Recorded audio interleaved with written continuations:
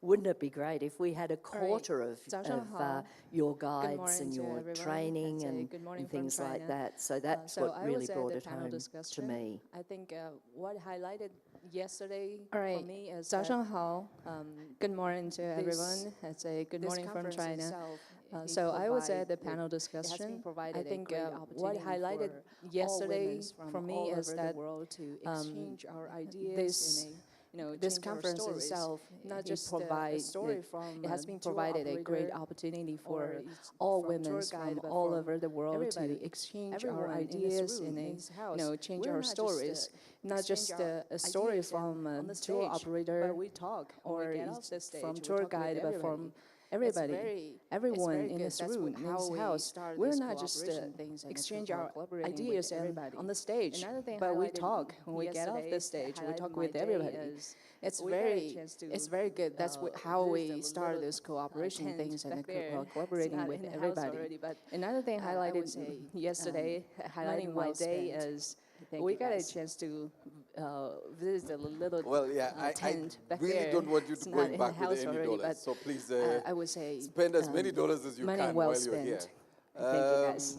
Jeff, I'm speaking to you directly. So Well, yeah, I please really don't take want back you to any going dollars. back with any All right, dollars. So please first of all, spend since as we are many talking about dollars as you budding, can while you're here. anyone while here has seen a Jeff, bird they've I'm never speaking seen to you before, directly. So they please, came. yeah, You please have? don't All right. take back Did you any find dollars. out which bird it All was? right. So first of all, since we are talking about budding, Well, we're up to about anyone while here has seen a species bird now they've never seen birding before, here, and this is my they first time in came. Africa, first You time in have? Uganda. All right. Did you find out which bird it And, was? Lots of really wonderful things. Just here on the property grounds, Well, we we're up to had, about plantain 60 eaters and that species double-toothed now barbet is birding here, and fantastic. this is my first time in Famous for Africa, being a first time in pretty common Uganda, bird, and green white-eye, and lots of really wonderful things. Just here on the lots of property hooded grounds, we vultures had flying over, which plantain is great. Some eaters, critically and that endangered. double-toothed barbet Great- is great birding. fantastic, just for being a Right, pretty so common it's bird. quite the experience. You don't have to green get out of your white-eye hotel to see a beautiful bird had some hooded while you're here. vultures flying over, which was In great 'cause they're Kampala, critically again, going back to our endangered. very first presentation great birding here. on the ability to see. Right, So it's quite the experience. You don't have to get out of your hotel to see a beautiful bird while you're here. In Kampala, again, going back to our very first presentation on the ability to see up to what, 180 bird species in 1 or 2 days while you're here. It depends on where you go. Again, I still talk about the shoe bill, and I'm hoping you find time to go and see the shoe bill in its space. All right. Okay, so we need to move on. I'm just holding forth for Grace because I know one of her panelists is not yet here. I will definitely have a photo with you. But she can walk in very quickly. My South African sister. Have you spotted how she's dressed today? She looks lovely. I will definitely have a photo with you. Hubbard was the one who stole the very first photo with you. Yesterday's highlight. I would want to know from you what was your highlight from the conversations yesterday. Seeing all the women bird guides thank lined you up so on the much. stage. I thought that was incredible. For me, the And I highlight just know was the that it's gonna binoculars, catalyze the so much cameras, passion and so much inspiration. the shoes, It the might uniform, seem and like a seeing little all thing, the but women the bird knock-on guides effect lined it's up on gonna the have, stage. you I know, thought that was the incredible. enthusiasm And I you just have to know bird that when it's you've going to got the right catalyze so much binoculars, when you passion can and see so the much birds, you know, when you inspiration. can take, It might you know, seem like a pictures little and you thing, can walk but comfortably. the knock-on I effect just it's thought going to to me that was have, a you huge know, support. the enthusiasm you have to bird when My you've other got the sister right is here. binoculars, when you can see the birds, You you know, when want you can to take make sure it's not the pictures same and you thing can she walk said. Just tell us comfortably. something else. I just thought to me that was a huge support. Thank you. Good morning to everyone. My other sister is Yes, here. yes. Yesterday You was want so to jealous. make sure it's It not the tells same us thing she that said. you- Just tell us something else. Yeah, it's very incredible. Thank I was you. so Good morning impressed to see everyone. the lots of women Yes, bidders yes. at Uganda. Yesterday I was so so jealous. amazing. I And told when they Susnan, got the you. some sponsors, Yeah, cameras, I it's said, very "Oh, no, incredible. I I'm was so so jealous. I wish for impressed us to in see the South lots Africa. of women bidders at We Uganda. can get the Was so sponsors like that. amazing. I was so very And when impressed. they got And it it gave to some me that more sponsors, enthusiasm. cameras, I said, oh and no, all powered I'm so jealous. to I what wish for I'm us in South doing. Africa. To be professional. We Thank can you. get the sponsors like All right, that. so I was so please very note impressed. that And this, it gave to the me that yo more is South African. enthusiasm So yo is and like, more power to wow, you know, do yo, what that I'm is, doing so if you're with to be her and she says professional. yo, she's Thank not you. expressing All herself right, differently. so That is please like, note wow, that you this- know, that, the that's yo is expression South you will African. get So yo down is south. like, all right, wow, you know, one of yo, the, that is, yes, I was so going if to you're ask, with her and she looking for says the yo, female she's not Ugandan expressing herself differently. don't That be is like, jealous. This is wow, really you about know, the women. I'm not that's the coming to any expression man you this will morning. get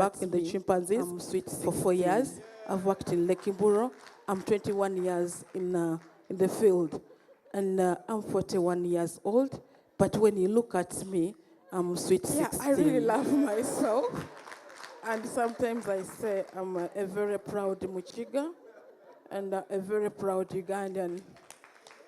You need to Yeah, really I really feel love yourself. myself. People from the US. And sometimes I say from I'm South a very Africa, proud people Muchiga from Australia, and a very proud my friend Ugandan. from Mayhaw. You need to Really feel yourself. Let Uganda be People your from first the country. US, people And from the other South Africa, countries be your people from second home. Australia, Uganda should my be your friend first from home. Mayhaw. Uganda is so beautiful. Please, When let you look Uganda at be me your at first 41, country. And I just look And sweet the other 16 countries be your because second Uganda home. is so beautiful. Uganda Our should nature be your alone, first home. Uganda our is nature so alone beautiful. is so beautiful. When you look at I me come at from the 41, mountains of the moon and I that just is look Rwenzori. sweet 16, My grandfather because is just on top Uganda of the is so mountain beautiful. Rwenzori, Our and is nature 103 alone, years and very our still nature strong. alone is so beautiful. If you I really come from love, the mountains of the what moon we that is have, Rwenzori.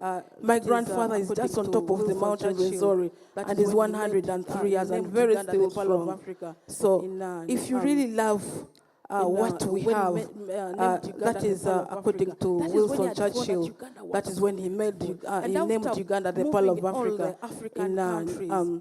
But his reason In, was he when he wanted to take our named lands. Uganda the Pearl of Africa, that is when he had found that Uganda was so beautiful. And after moving in all the African countries, but his reason was he wanted to take our minds. Please, let Uganda be your first That was home. it. Let The us tourism make a wasn't deal. part of it. Uganda becomes But your they first wanted to home. take our You're main always roads. welcome. We But have a then lot they of now- land. You can even come and buy land and build houses. Thank you very much. They can come and build lodges, right? So we can go and stay in them. Sweet 16, you clearly there's something about staying in the wild. You add a couple of more years on yourself, and you definitely look Sweet 16. I'll come here before I close this particular session. Your experience from it doesn't have to even be just yesterday. It could be the last 2 days. Morning, everyone. Yeah. My name is Sandra Basima, and first of all, I want to thank the organizers of our International Conference for Women Birders. Thank you for organizing such a very big event, and we've really learned a lot. We have got to learn so many things. We've networked, because in our industry, it's always about networking mostly. We don't do the work alone.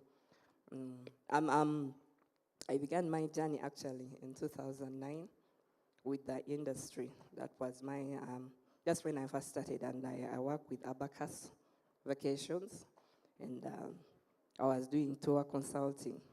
But fast forward, I can say that I'm proud to have become now a tour operator. That was in COVID. COVID came with a lot of stress, but again with a lot that we could learn. So it helped me to start up something, and I'm forever grateful for that. But regarding the past 2 days, I'm glad that the first thing that I really got to know, that there were women birders. Been in the industry, but I hadn't interacted with women birders. And whenever I wanted to, I got customers, clients that were interested in birding. I always got references from men birders. As you know, I guess, I don't know why guys like praying, like always, these are the best, these are the best, these are the best. I'm like, are you serious? So when I came here, it was kind of a shock for me. I'm really glad. I thank God for Mr. Herbert Biarhanga. Thank you for training these ladies. Now at least I know we have the best in the industry besides the men. Please continue, and we want to learn more from you. God bless you. Chairperson of the Uganda Women Birders, Judith, we need to do more work, because the men are selling men, they are not selling women. And I also discovered on Wednesday that there's more female birders than I actually thought initially there is. So I think we can begin by the profiling of our women birders, and it can start here. Now you know each other. Whether you want to create your own website, whether you want to create your own portfolio somewhere so that we all share. I think a lot of conversations we've had in the last 3 days have surprised a lot of people. First things first is that we didn't know there's so much enthusiasm around birds in the world. I mean, a lot of people in Uganda want birds. I see them every day. They're here. Who wants to see them? And they forget that there is people out there who only see one bad the entire, week where they work from, and it's a highlight of their life when you travel sometimes. And so I'm glad Judith is building a bigger portfolio of our women. And I also discovered that every time you travel, you find a lot of the badders carry their cameras. That's one of the things they carry with them. It's part of their luggage. Even when they've gone for, another conference that has nothing to do with tourism, they'll always have a camera on them. And so you will find this one person in the hotel you're staying in, doesn't matter where, whether it's, Dubai or you go into Europe, they'll always follow this one bad that showed up while they were having breakfast. If you're having an outdoor breakfast, and there'll always be a bad trying to pick cereal off the table. There'll always be the guy following the bad. He's forgotten about the breakfast, but he's following the bad the entire time. So as the waiters are chasing the bads, he's saying, no, please first leave it. I need a shot. I need the perfect shot. I think, like I said on Wednesday, a bada is the worst date you can have at a lunch or a dinner. Because for 1 minute you're speaking to the bada, the next minute they've left you and you're talking to yourself. And you're wondering where they went. It's because they had a sound. And I initially thought it's because they've seen something. No, it's a sound, Grace. I'm told it starts with a sound. The moment they hear a sound, it's like it's calling them. So they're like, I think I know that bad. I actually think I know that bad. And then they start looking for the bad. And the next thing they know, their ringtones are also bad sounds. The next thing you know, they are playing the sound to try and attract the bad closer. And they start speaking to each other, the phone and the bad, and then they're looking for each other. It's quite interesting. And so in this room, there's a lot of experts on these issues. And a lot of people on social media are surprised that there's a lot of interest in bats. And Ugandans were so shocked of the number of species they also have in the country. I had the one picture that everyone spoke to. I think there's this one bat. I don't know if you've put it there and you're able to put it on the screen. I don't know if this was Judith's favorite bat. This was Prosty's favorite bat. All right? Grace, this is a pretty bat. Judith, I know it has a very unique name. What's the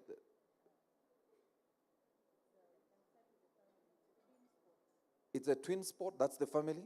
Twin spot? How many family members are in the twin spot group? Under this twin spot. But this particular one, it's the green twin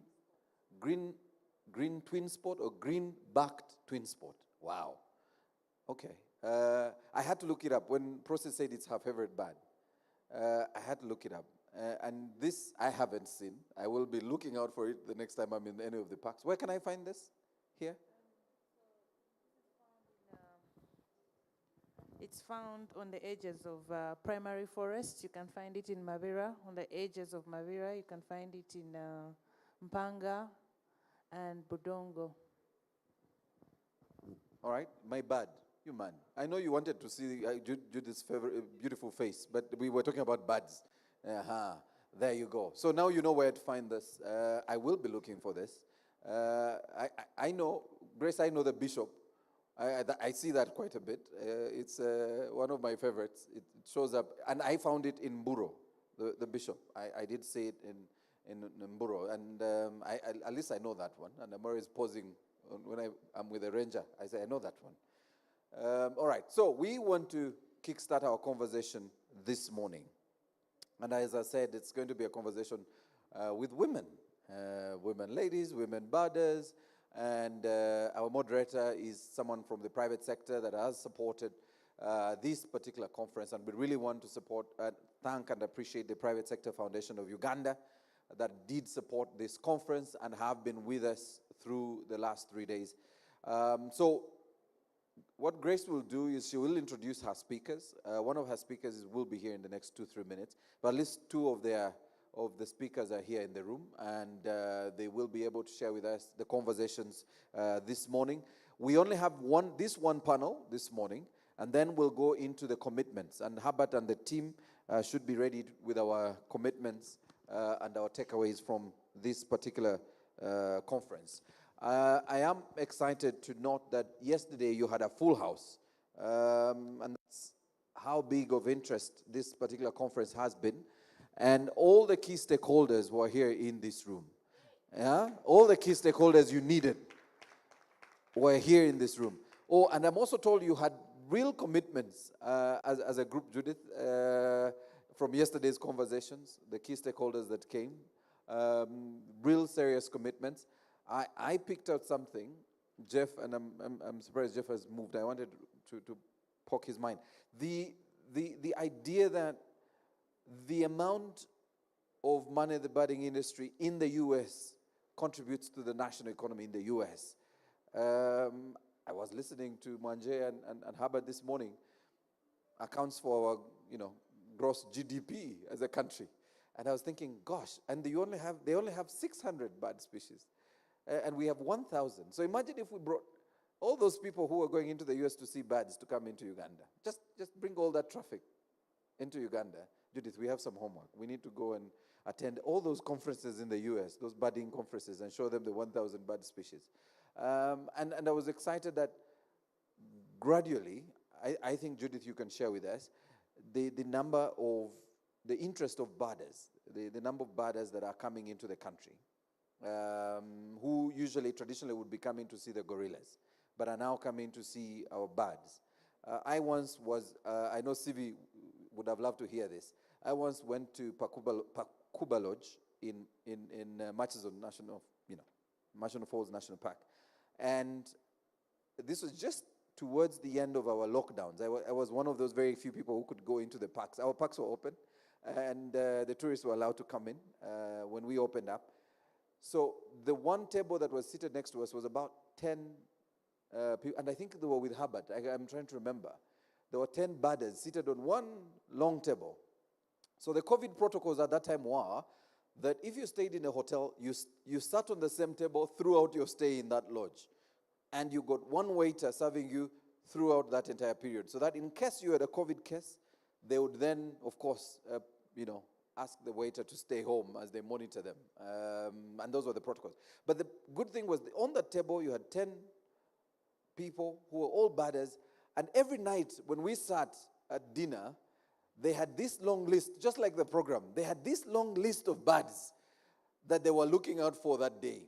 And the first thing they did, they always had a leader who always was the godfather of the group. And this group had old people, relatively young people. And they would start. So, ladies and gentlemen, can we get serious? Meanwhile, soup has been served, all right? So now, I know you're enjoying your soup, but we need to begin. So let's start from the top. What did we see this morning? And then he starts right at the top. And they had all these birds listed on this document. It was a huge document. I probably think there were about 400 birds on there. And it was so exciting to see. We saw this, we saw that, we saw this, we saw this, we saw this. And they kept ticking and ticking and ticking. And that was their experience. And you could tell they were very excited that they had had a very fruitful day of bird watching. And that's how exciting bird watching is for those who really love it. I am hopeful that along the way, Ugandans will discover that it's also an art, that it's a space that, because we go to the park, when we go to the park and the guide is showing you a bird, everyone is so disinterested.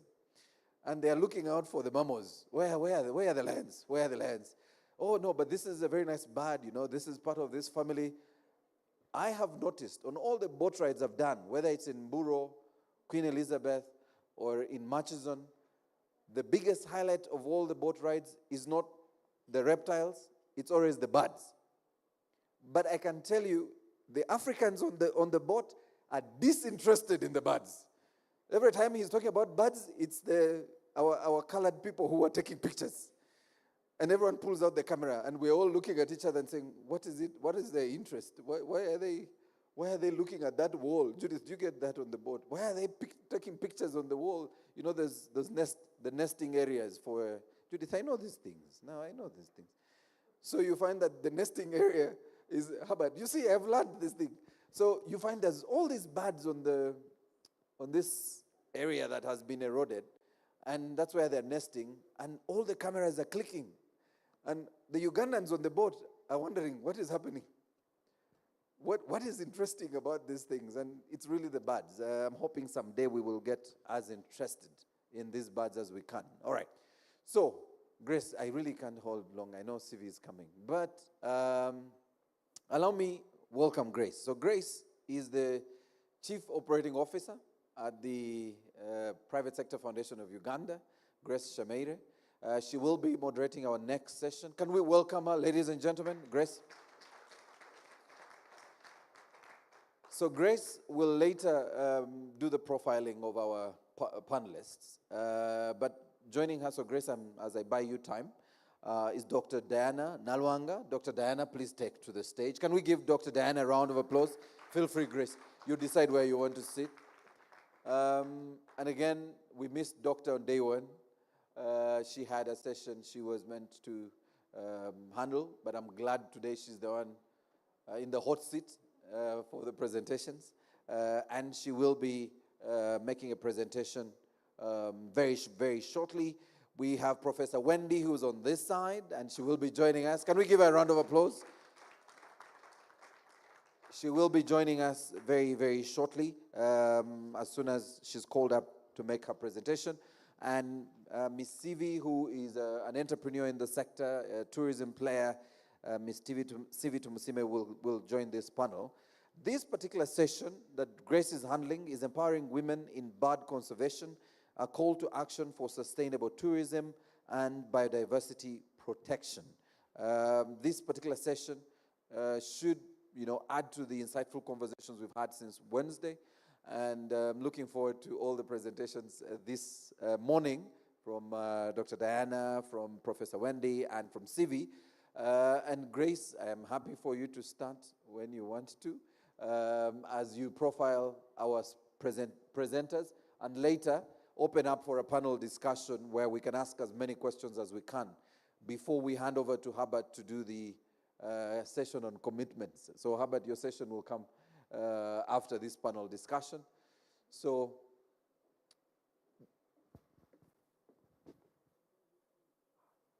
oh yeah, I'm glad. Both of you were trying to remind me. The other panelists. Gosh, I kept missing my list. Can we also welcome Miss Andrea Molina? Andrea, my apologies. I skipped it. I don't know. And Andrea, like I said, Grace has the honor to do the profiles of all these wonderful speakers. And she will tell us who they are, their specialty, and the conversation they are going to share with us. All right? So, Grace, feel free to start where you want and let us know who it is you have on your panel and their specific areas of interest. Thank you very much, Maurice. Our guests, fellow Ugandans, all protocol observed. Good morning. My name is Grace Shameire Gwaku. I'm the Chief Operations Officer at Private Sector Foundation Uganda. I'm on the agenda to chair, I believe, the most exciting session. It's the grand finale, and how a fantastic way to close off the conference. A year ago, Mr. Herbert Biaruhanga walked into my office at PSFU, and he was buzzing with excitement. You know how Herbert is like a force of nature, eh? He came in and said, there's this international birders conference. You have to be part of it. When is it? Next year. I was like, yeah, we have time. We'll be part of it. But non-committal, because I didn't know where the money was going to come from. And I can't believe it's been a year already. And we are here, and it's day 3, and it's happening. Yeah. So huge congratulations to Herbert, Isabella, who's been spending sleepless nights, and the entire team that has worked so hard to make today a success. And you know, there's that story in the Bible, that guy who threw a wedding and invited people and no one showed up. So it would have been effortless. It would have been frustrating if he had organized and no one had showed up. But day 1 was well attended in spite of the rainy days. Yesterday, we had an overflow. I think we even, the numbers were more than we had planned for. And I know it's looking like it's half full today, but Uganda being Uganda, when it rains, people come in a little bit late. So I'm sure by about 10, 11, we'll have a full house. I thank you all for joining us today and for the last 2 days as we talk about birds, a gift that God has given us that some of us take for granted in this country because it's all over us. But the best part of my morning, actually, and I always pause for like 5 minutes, is to enjoy the sound of birds when I wake up. And I'm privileged to hear birds sing when I wake up because I have so many trees around me. It's my honor to host this panel of outstanding, brilliant, strong, I think somebody talked about strong women. They are formidable women who are going to speak to us today, to share their experiences, to share their knowledge, to share their wisdom, and inspire us as we listen to them. I'm excited. When I look at the profile of the speakers today, I think we're going to have a rich morning, and hopefully each one of us will leave here more knowledgeable than when we walked in today. Not just the 3 days, but just for today. I hope you leave more knowledgeable. Even just by listening to everyone recounting yesterday's experiences, I learned quite a bit. And I think my highlight is the bird that Maurice asked that be put on that screen. Being a woman, I'm going to try and match those colors. I don't know, the red, the green, the black and white. You know, usually when you mix those colors, people tell you you're clashing. But God did it beautifully with the birds.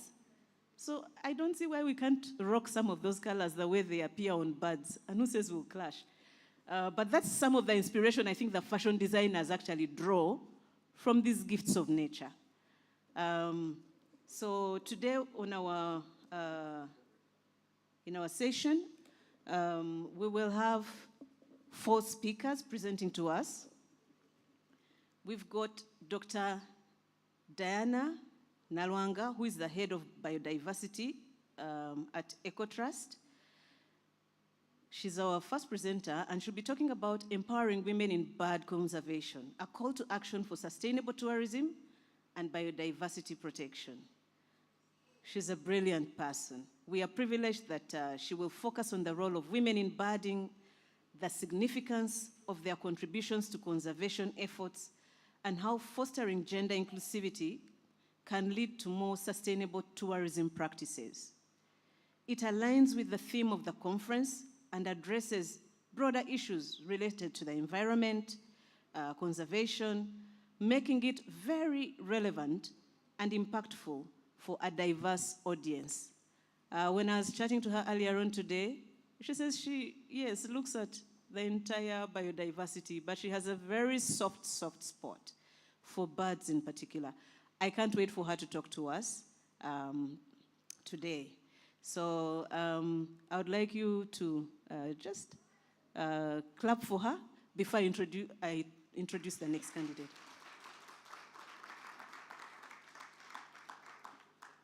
The next candidate is not here, but she said she'll be here in about 2 minutes. She was caught up in traffic.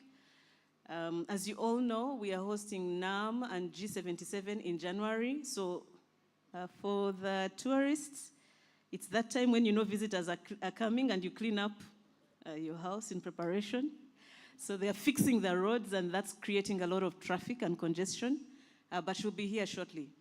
I can go on and maybe introduce the other panelist, Andrea Molina, who is going to present Wings of Empowerment, My Journey as a Female Birder in Ecuador. She delves into her personal evolution as a birder. She shares her experiences from discovering a love for birds to overcoming challenges as a female birder in Ecuador. The talk explores the empowerment she gained through her aviation experience, serving as an inspiration for other women in birding. By highlighting the transformative power of nature, Molina encourages women to pursue their interests in birding, fostering a narrative of empowerment and resilience within the avian world. I think there was one of the youth today who said, you know, The stories from yesterday actually inspired her to power on even after she had her baby. You know, when people tell their stories, inspiration comes from all different sorts of facets. So we can't wait to hear from Andrea Molina, who is one of our speakers today. A round of applause for Andrea.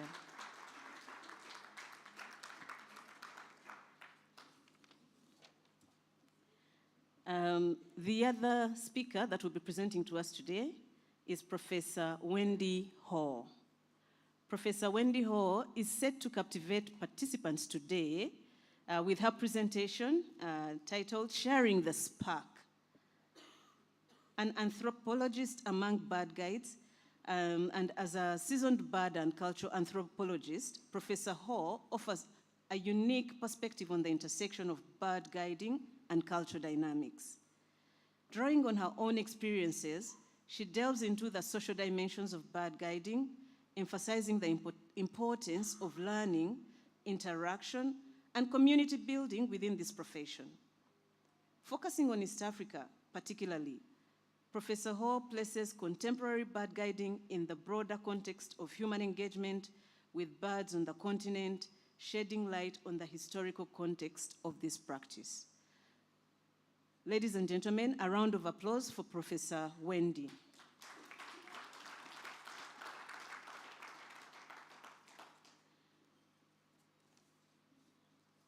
Our fourth presenter has arrived, and I'm going to ask her to walk up. Ms. Sifitu Msime, please come and join the speakers seated up here. This one is an interesting one. She's my boss.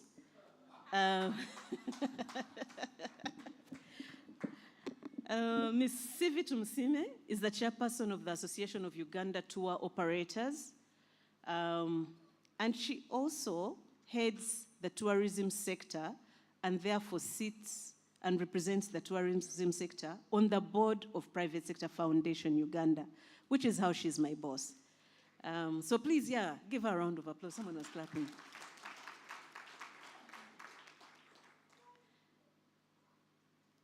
If you are youth, can you raise a pen or a paper?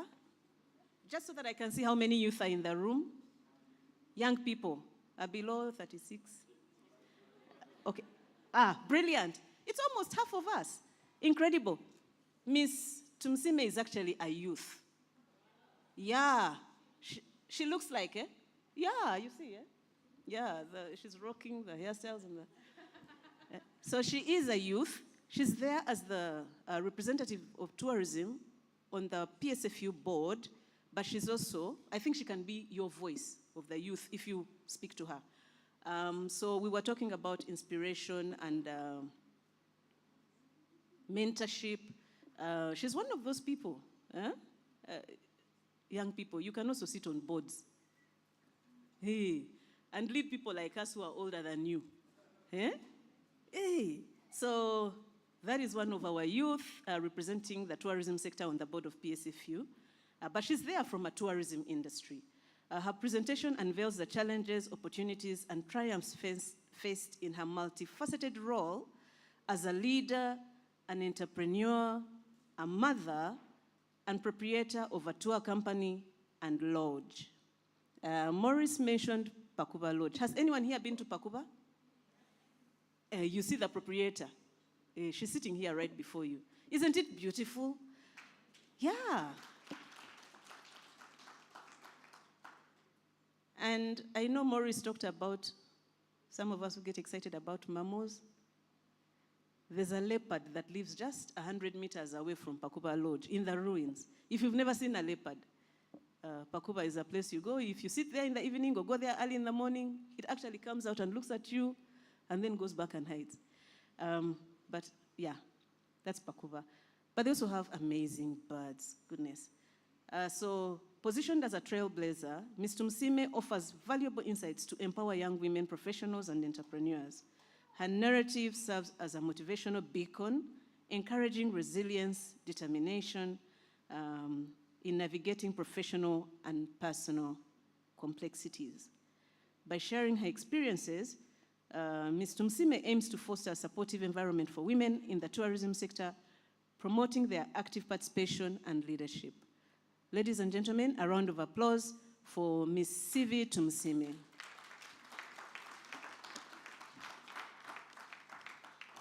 So allow me, now that we've got all our speakers with us, and Professor Ho requested to sit at the back until it's time for her to come and present, which is fine. But allow me to start by inviting Dr. Diana Nalwanga to come and speak to you about empowering women in bird conservation, a call to action for sustainable tourism and biodiversity protection. Welcome, Dr. Diana Nalwanga.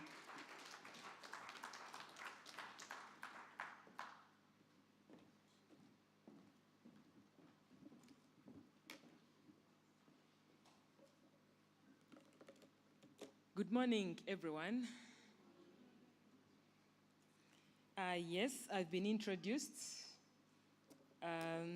very well, more than I would introduce myself. Yes, and I'm excited to see all of you here. For the past 2 days, I wasn't able to be here in person, but I was following, and it was an exciting moment from the start. And I'm glad you're enjoying this conference, the long-awaited conference. And I'm glad to be part of it as a women birder. So without wasting so much time, I'll add on the introduction that was given to you before. I am Dr. Diana, as she introduced me, and I'll give you a short brief about my journey in birding. It's not part of the presentation, but it's outside the presentation. Actually, my presentation is not so much of birds. I know all the presentations you've been getting are birds, so I decided to move out a little and do more of conservation, conservation of birds, conservation of the environment, but not focusing so much on the birds, but mainly on the woman in the conservation world. So as Diana, I did, my undergraduate was in botany zoology. And at that point, I did everything in biology. Everything from plants, mammals, insects, amphibians, frogs and snakes and snails and fish. At that point, I did everything. And even in my practical world, I went ahead and got experience in most of that. But I am not so sure at what point I completely diverted into birding. To be frank, in all the life, the life on Earth that we have in Uganda, leave the oceans alone. But in Uganda, if you look at the life that we have, most of you will testify that birds are one of the most beautiful things that we have, right? Yes, most of you will testify. So that is one of the ways I got diverted into birding. I loved plants. I loved plants so much. I did a lot of them, but eventually the birds took it all. So when I went I did my master's from the University of Cape Town in South Africa, and even there I did birds. So that was the real beginning of my specialization into birding. And I did birding because I liked it. It's something that you do without being pushed to do it, you know? You go out to do work, to study, but no one is pushing you, but you're pushing yourself because of the love, because of the excitement you're going to get from out there. So I did my MSc, finished still on birds. I did conservation biology, but still focusing on birds. I returned, and then also I did my PhD on the conservation of birds still. There I did conservation in agriculture, conservation of biodiversity in agricultural landscapes. So I was still focusing on birds, but in agriculture, seeing how our livelihoods can be impacted or influenced or modeled by the biodiversity that we have, but focusing still on birds. So from that time, my life became birds. All my work has been in birds. I've worked with Nature Uganda. Nature Uganda is the BirdLife partner in Uganda. For most of my working time, for like 17 years, I've been with Nature Uganda. And it's mainly on bird conservation. I also worked with conservation through public health with Dr. Gladys. She was here. So I also worked with her. And in that direction, I did biodiversity still, but it was on the gorillas and the apes and the bigger mammals. So that was also a nice way to spice up my conservation. And then from there, right now I'm working with EcoTrust. EcoTrust is the Environmental Conservation Trust for Uganda. EcoTrust focuses on empowering smallholder farmers to do restoration as a business. So they do restoration, they plant trees, but as a business. So they plant trees and then they sell the carbon that is sequestered by the trees, and then that's how they make their livelihood. So we promote conservation in that way. So I was also a board member for Uganda Wildlife Authority during the 2016-2020, the COVID period there. And still there, my love, my zeal for conservation still continued. So I've been in birds, basically birds and biodiversity all my working life. I'm a mother of 4. My firstborn is, I can see faces turning, yes. My firstborn is 19. And they've all followed the mother in their love for birds, for nature. So there are missionaries out there trying to spread the gospel of birding, of love for nature in their schools. And I'm so proud of them. And I hope you are all doing that or planning to do that. When you're enjoying birds, do it with your family. Go out with them, enjoy, and there will be the one standing when you're gone, when you're no longer able to enjoy that much or to spread the gospel. As women, we are the mothers of the nation. What we plant is what will grow. So if you don't plant, nothing will grow. So you better plant what you have so that we continue with the conservation of our birds. So my interest is in conservation. Most of you are in birding as a business, as tour guides.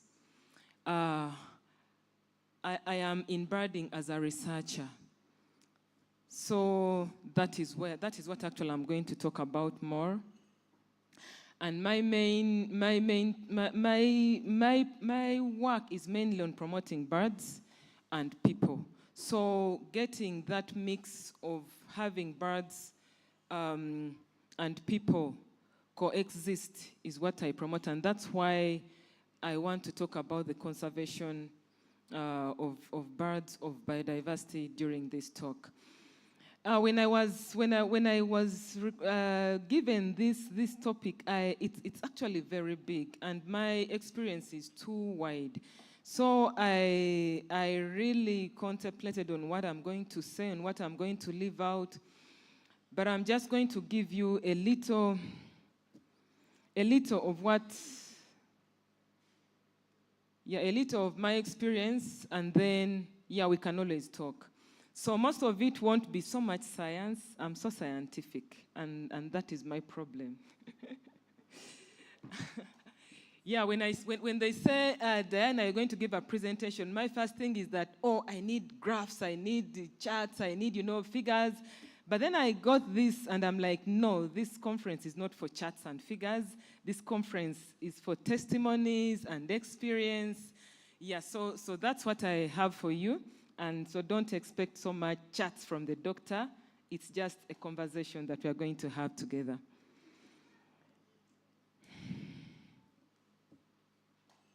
this work?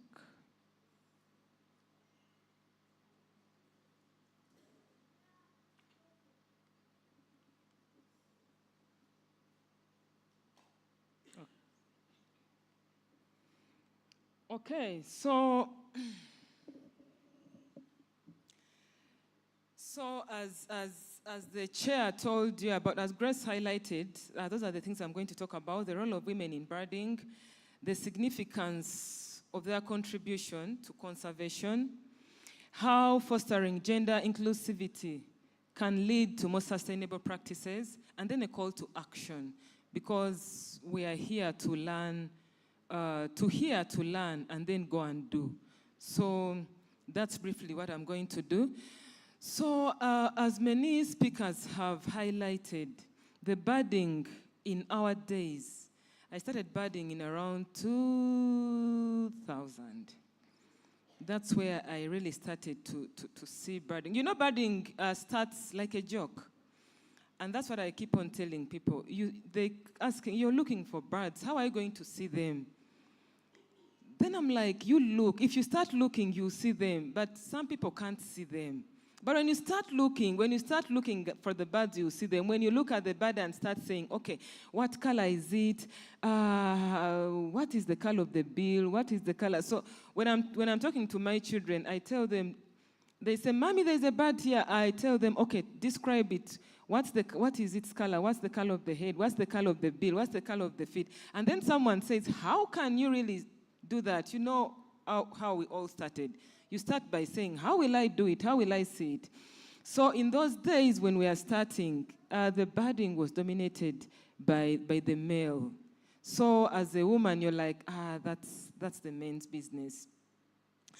But eventually, things have started changing, and we see more women, as we can see in this conference, that have gained the love, the interest, and the zeal to fight and occupy their space in this industry. And for a woman to be a birder, you practically have to get out of your way as a woman. You can't remain a proper woman the way the women have to behave as princesses. As you know, you sit there and behave like a woman. You have to get out of that kind of life if you are to be a birder.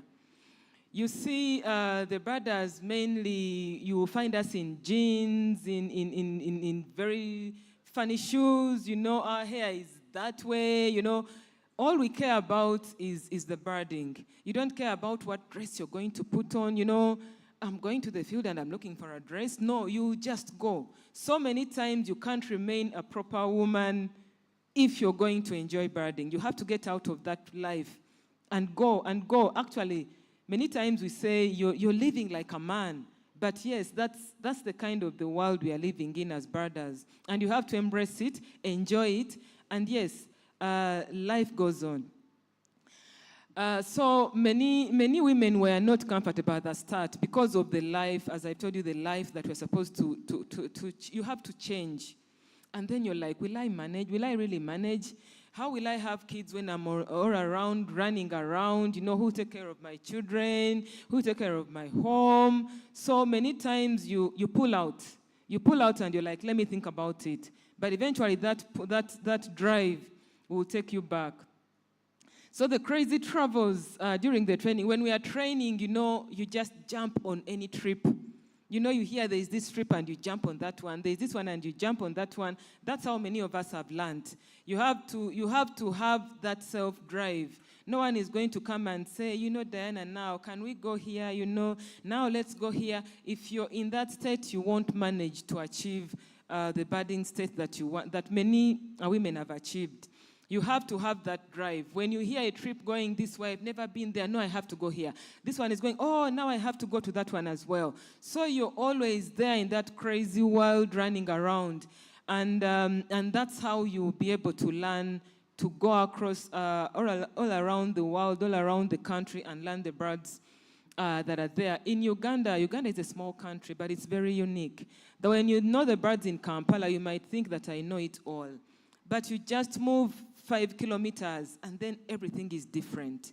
So that's the Uganda that we live in. And if you're to manage to enjoy your birding, you need to go out there. You need to be chasing the country and make sure I've been in all the corners of this country, and I can tell the birds in all the corners of this country. So that is the life that we need to live, and that usually is the beginning of the failure of many of us women. Because of those travels, you're leaving your home, you're already married, you're leaving your home every day, you're never there. And the complaints in the home are many. So many of us, if you're not strong, that's where you stop. You're like, you know what? Let me sit and take care of my children. Let me sit and take care of my husband. But you need to be a fighter. You need to know how to balance. And that's why many of us have succeeded. When you don't know how to balance, then there you won't manage. You need to balance your home, your career, your interests, your excitement. You need to balance all of those, so that you get what you need from this.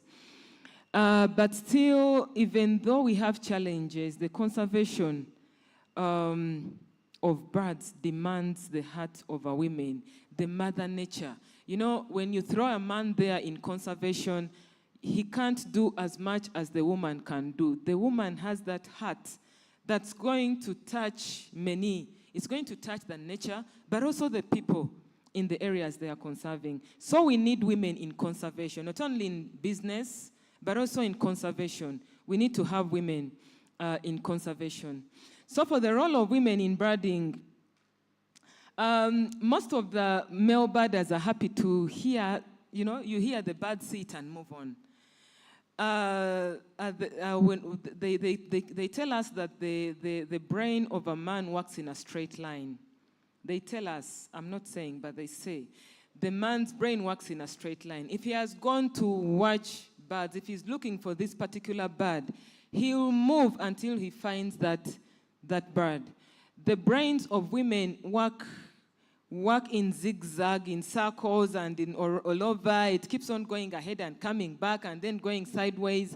And that's why we are better at conservation, in that you're moving, you're chasing that bird, but you see this one, and you're like, oh, what is this? Oh, there's this plant, what is it? You keep on being diverted. And that's why we are better off at conservation, because we discover. You see something, you look at it, you admire, you really enjoy it. You even go ahead and start a conversation there, and yet for a man, men mean business. And that's why we need the women to discover more, to do more, and encourage others to enjoy the conservation as well. So because of the detail that's in the women, that's why you're so key in conservation. So as you do the tourism, as you do the enjoying of the birds, think about the conservation of the birds that you're enjoying. Women are responsible for the growth of the birding industry. As I told you, when a woman when a group of women is bird watching, it doesn't go the way the men will bird watch. The men, I told you many times, from my experience, the men will see, move on, move on to the next. The woman will see, then enjoy, then bring a conversation there, and the people who started as strangers on a trip will end up as best friends. So the women will always help each other, they will laugh with each other, they will enjoy the trip better. Even after the trip, they will keep their friendships. They will keep on talking to each other. Women talk a lot, but it's beneficial for us, especially in conservation. So we'll keep the groups growing, we'll keep our groups forever, and that's how the birding clubs start. That's how the birding grows. That's how many people are encouraged to come into birding, because of the stories we take, because of our local. So when you go out and tell friends what you saw, this is like this, the man will keep quiet and won't tell even 5 people about what he saw. But the woman will go out and say what they saw out there. So if we continue like that as women, then we are growing this industry. We're encouraging more women to join birding, to join the conservation, and that's what we need. That's what we need for us. Then my next talk is on the significance of the contribution of women to the conservation efforts. as we all know, in our homes back there, the women are the key resource users. Even in the simplest of the communities, the woman will be the one responsible for getting the firewood, for making sure the family has eaten, for making sure we have food to eat today and tomorrow. And many times what's important for us is not important to the men. So the men will care about how much money we have in the house, how much money have I made, and me, even though I don't have money, I have to make sure that my children have eaten. I have to make sure that my children are dressed up, they are warm, they are not sick. So the way we think as women is different from the way men think. And for the resources that we have in our communities, it's mainly the women who are responsible for them. And then the woman will try, the men are concerned about either today or tomorrow. He won't think about both. He will first think, as I told you, they think in a straight line. Sorry about this. I'm not trying to be offensive, but I'm just saying what science says. Yeah, so many times they'll focus on something until they achieve that. And yet a woman will think about everything at the same time. So they have to say, okay, today I'm going to eat beans and rice. What will I eat tomorrow? So for them, they are thinking about the tomorrow, and then they plan, today let me leave this food, and then tomorrow I'll do this. So it's the woman that has to contribute to the decision making, especially if it comes to how are we going to get the food. Can we grow food on this land or the other? What size of the garden we need? So many times a woman should be included in the decision making, especially on the resources. So they'll be the ones who will use the firewood, they need it. The charcoal, it's the women that will determine whether we are using 10 sacks or 1 sack. So we need to be responsible.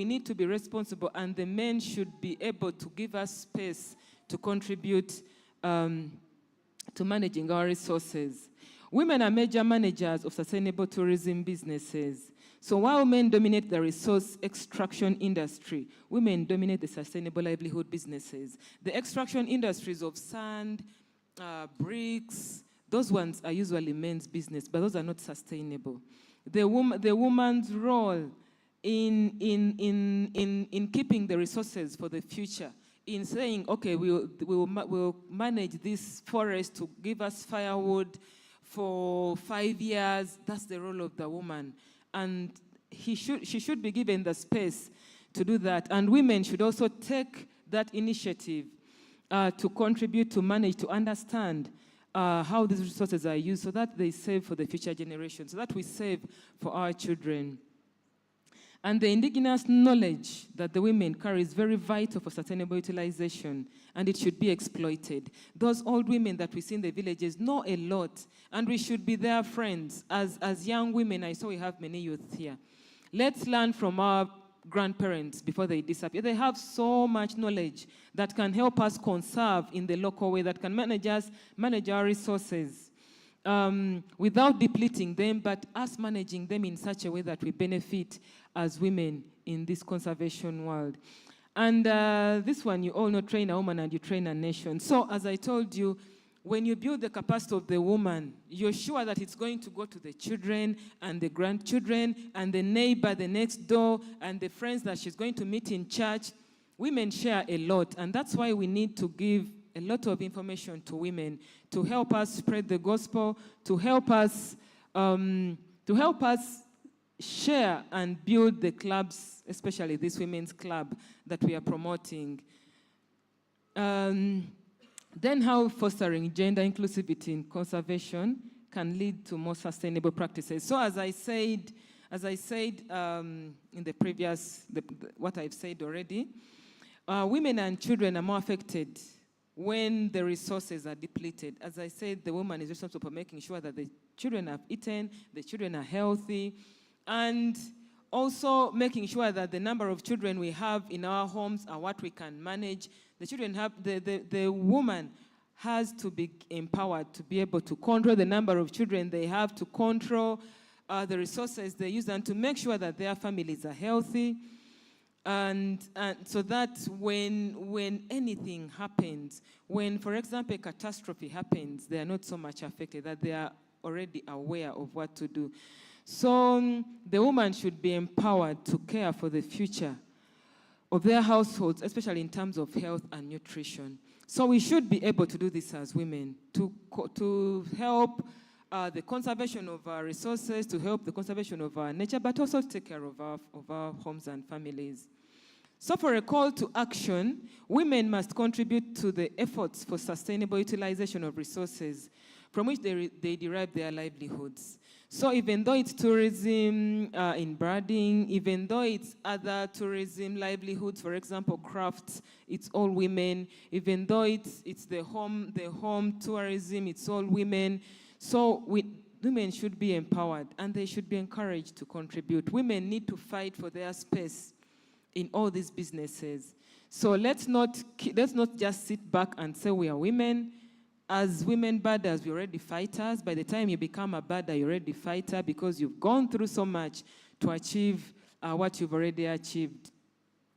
Sustainable tourism and biodiversity conservation is a woman's responsibility because women are nature's first respondents to any pandemics and catastrophes. As I told you, when the diseases come, they'll first attack women and children. We are the ones who are at home. When the fires happen, it's the woman, not child, who is affected. I mean, we are like guinea pigs to test whether humans will survive in this environment or not. So we need to be responsible and we need to take that move as women to fight for ourselves, to stand for ourselves, but also to conserve what we have for our future generations. So we need to ensure that women, who are usually the primary custodians, the land managers, the resource users, have an equal voice in decision-making when it comes to sustainable use of natural resources. That one I've already said, but yes, it's a call to action. We know that less than 30% of the world's researchers are women, only 30%. So we need to go there and find out, as I told you, when a woman sees something, she will have to try and find out what is this, do the research about it.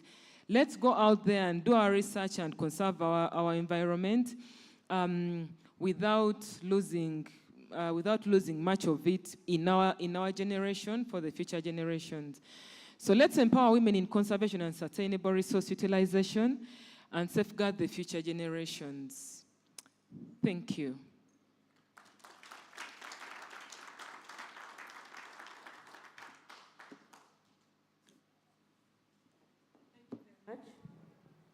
Thank you very much, Dr.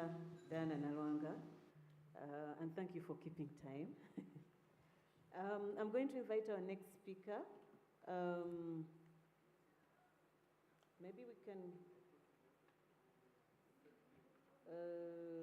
follow the initial program and have Ms. Sivitu Msime speak to us.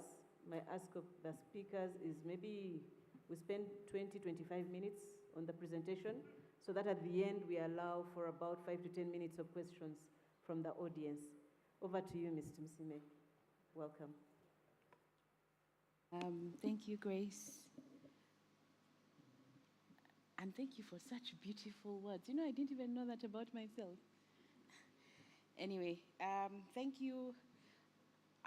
Please allow me to observe protocol. Unfortunately, I do not know the number of people in these rooms, and can you hear me?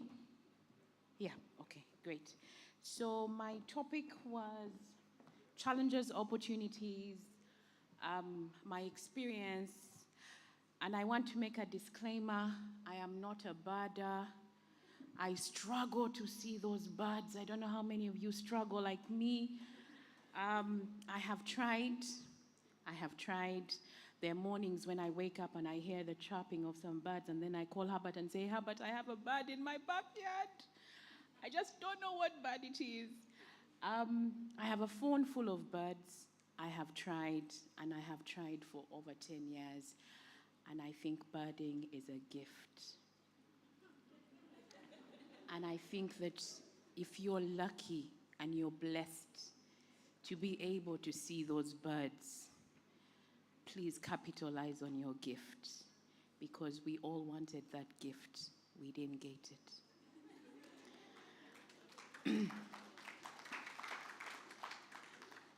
I also want to say that all these birds look literally the same.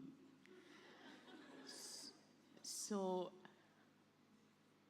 it's the way you go to see the gorillas and they all look the same. So if you're not gifted in that sense, and please capitalize on this gift. And then, because I've been asked to talk about my experience across board, I particularly want to talk to the young girl today, the youth, the one who started out, the one who thinks that they're about to hit a dead end, the one who's struggling to find their footing in the tourism industry. I was that girl 10 years ago. And so I think that if I talked to you about it, then you'll understand that with resilience, persistence, hard work, integrity, there's nothing that can limit you. So allow me to give you a bit of research. I started working in the tourism industry as a 17-year-old S6 leaver. My mother was in the industry and running a tour outfit. So I did Kimathi Avenue for my entire S6 vacation, and I was paid. It was not free labor, she paid me. Because clearly, as you can see, I'm not the kind of girl that you don't pay. So she paid me. She even paid me to go to the market. So demand your dues, especially those of you who are working with your parents. Please demand that you're paid. So as a 17-year-old girl, I got into the tourism industry because that was the only job available to me. Nobody was willing to hire an underqualified, illiterate, literally illiterate because I didn't know anything about tourism, stubborn, hard-headed girl. And my mother took me on, and then we fought. We fought because I thought things should be done differently. We fought because I wanted to bring some new ideas to a business that she had run for over 10 years. I thought I was the boss with no experience.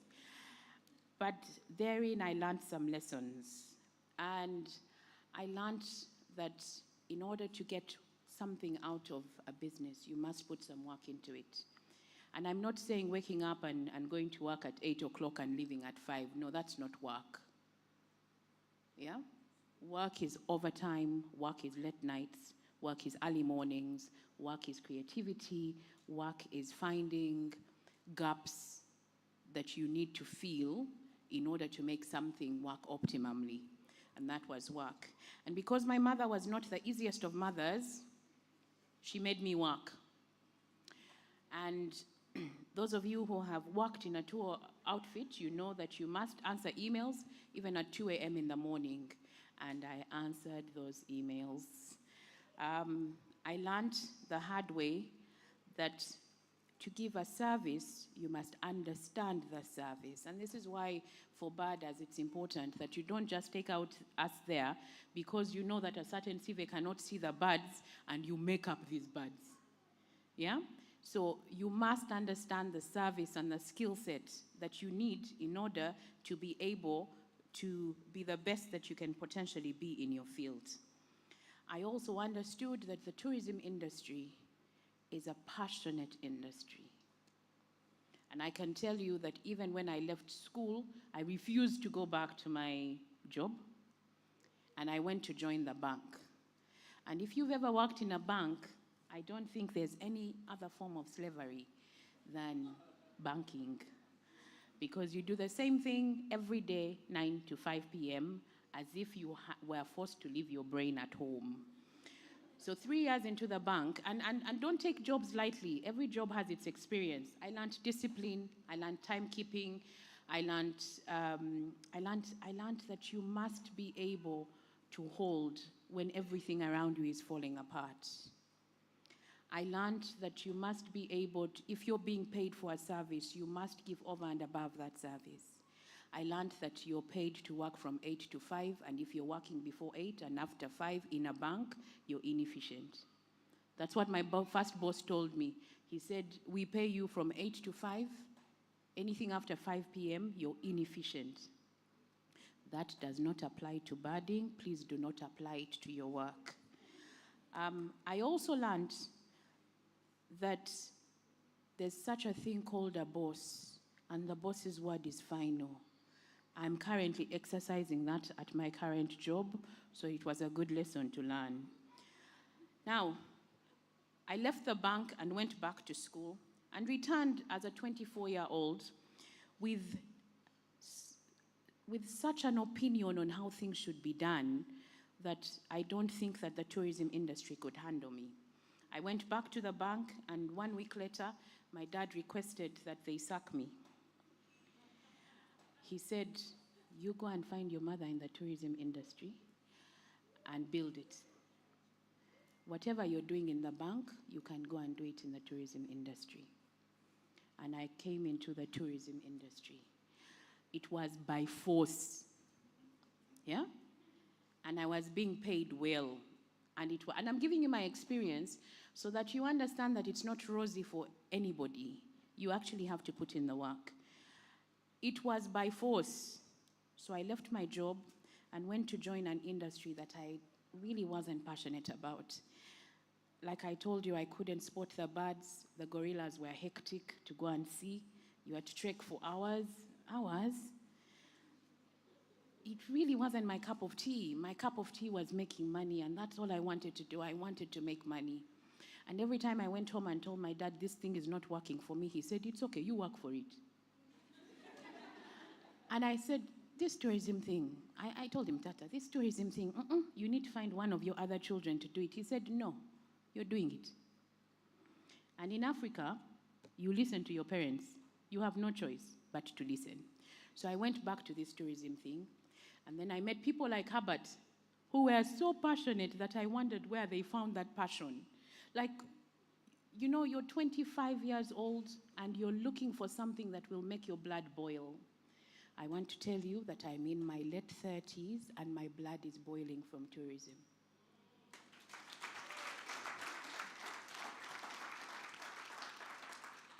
And my mother threw me in the deep end, Murchison Falls National Park. And every single week, I was on the road to Murchison Falls, 5 hours, to make money, to put things in order, to host people with very little experience, very little knowledge, very little know-how. And I can tell you that almost 12, 13 years later, I don't think that you'd be able to put me in another industry. I have learned that conservation is a passion and it grows on you. I have learned that you may not be able to see the birds, but you can see the stripes of the zebra. I have learned that giraffes across Africa have different skin shades and tones. I have learned that gorillas are as human as you are, and they have feelings, and they are loved, and they love to love. I have learned that for every hour I put in this industry, somebody gets to appreciate Uganda more. I have learned that my hard work has not been put to, I would be struggling if I was still in the bank. I would be struggling. But I've also learned to appreciate a country that I call home. I've learned its offerings. I've learned its beauty. I've learned its hidden gems. I have learned, and I have learned the hard way, because like I told you, I had no interest whatsoever. I have learned the hard way that there's not an easier country to sell than Uganda. But allow me to tell you that this journey of mine came with a couple of challenges. And all of you who are young will understand that the access to finance as a 20, 30-year-old is almost impossible. The interest rates are 21 to 23%, and that's not affordable. It's a recipe to fail. You cannot borrow at 22% and expect to make any money out of that business. So the high interest rates, the access to finance, just finance, asking a 25-year-old to turn up with property worth 1 billion shillings is next to impossible. And I think this is where Grace and PSFU need to come in to find accessible finance to young people who are passionate about their industries. One of the other challenges we had was access to a marketplace, where we relied on Uganda Tourism Board to market Uganda in order for us to sell and bring the business back home. The tables have turned. The private sector is now selling, it's marketing, it's out there, but this has been a 20-year journey. And we hope that you as young people will take it a step further and have Uganda in every country across the world all the 365 days of the year. I have learned that there's a need to intensify efforts on birding and butterflies and cultural tourism to find our niche areas and capitalize on them. I have learned, and especially from Herbert, I don't know whether Herbert is here, but I have learned that if you do something and you're persistent and you're resilient and you're consistent in doing it, it will work. And that is why we are here today, because Herbert's consistency and his persistence and his resilience to put birding at the forefront of Uganda has worked. Thank you, Herbert.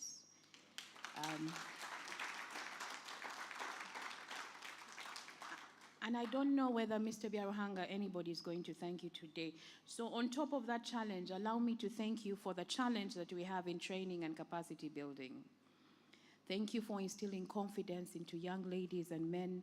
Thank you for having a need to get them to make it in life. Herbert has trained thousands. In fact, when he says, I'm off to Lake Mbura, I'm like, again? You're going to train again? He's like, I said, don't you get tired of teaching? And like him, I'm very impatient. If the lion doesn't come, the leopard will. So whatever I see, I appreciate it and move on. So I keep asking Herbert, don't you get tired? And he said, why? And I said, I'm a mother of one child and I'm already being driven nuts. So when you're teaching these many birders, don't you lose it? And he's like, no. So thank you for your patience, for instilling a skill in young ladies and men that will feed them, feed their families, and put a roof over their heads. Thank you for helping us make it. Thank you for your product development knowledge. Your product knowledge, Herbert, is unrivaled, and we want to thank you. I want to tell you that I'm very confident, but when somebody asks me, I'm like, let me first go to my encyclopedia in tourism, and I ask Herbert. So thank you for teaching. He's not only taught the lady birders, he's taught me as well. I keep asking him, Herbert, where do I find this? And he says, you go over here. So tourism is a learning process. And I want to thank you, Herbert, for taking time and effort to get out there and to teach and to skill and to train. And those are three different things. So thank you for teaching, for skilling, and for training.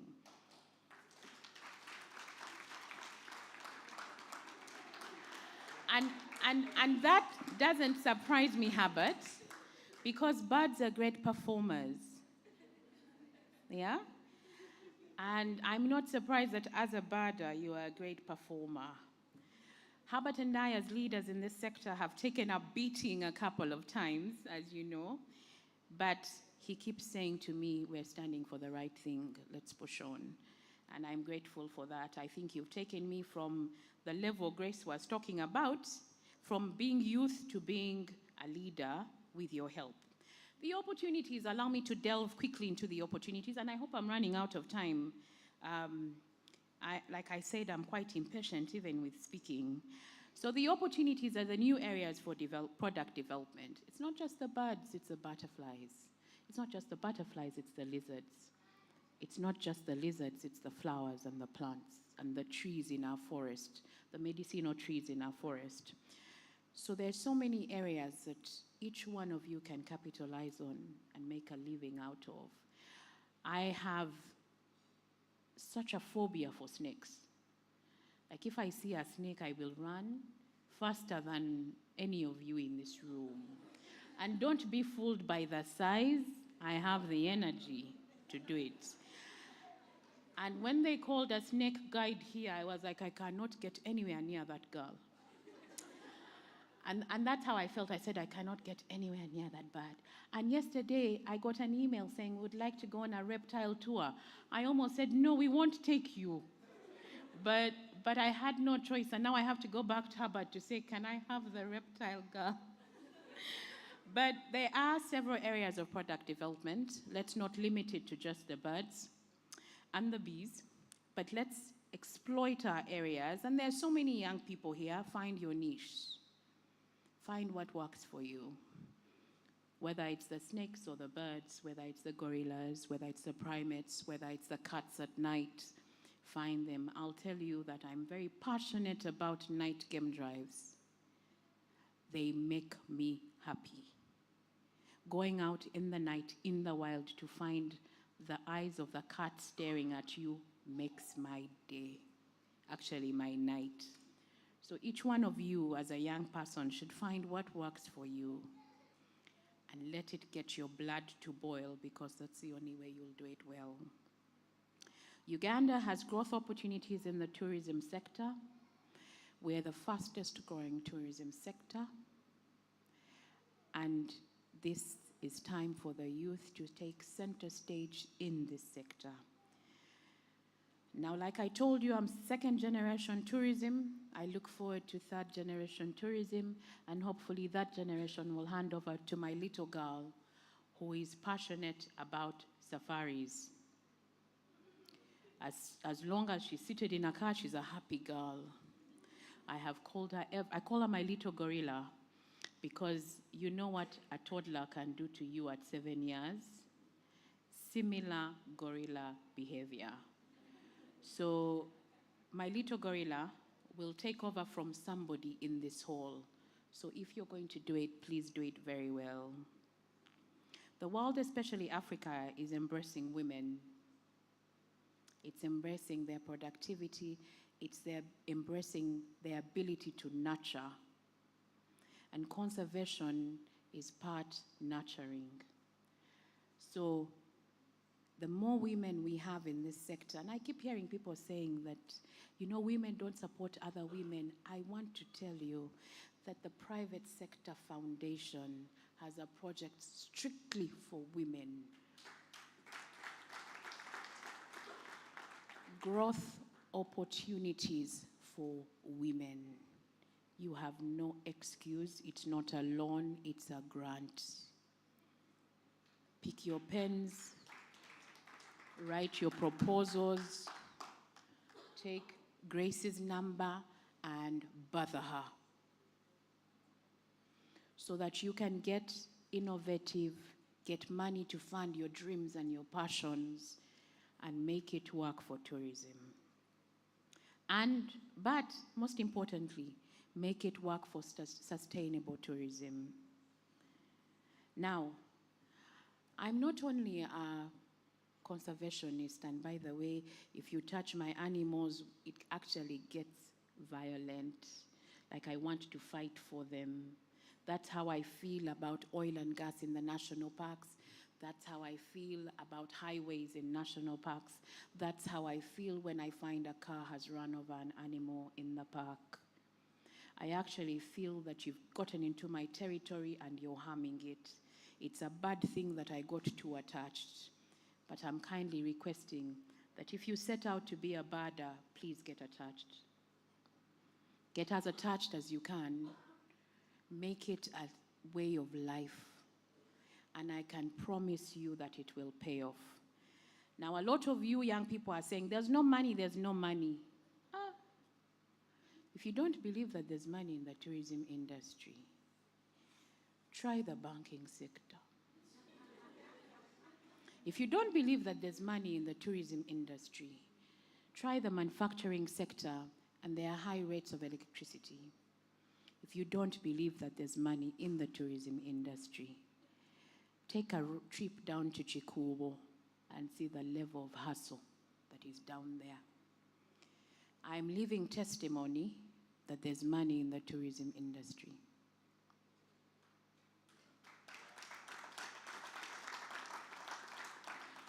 I am living testimony that if you get out of your way to do something well, and that's why I'm here.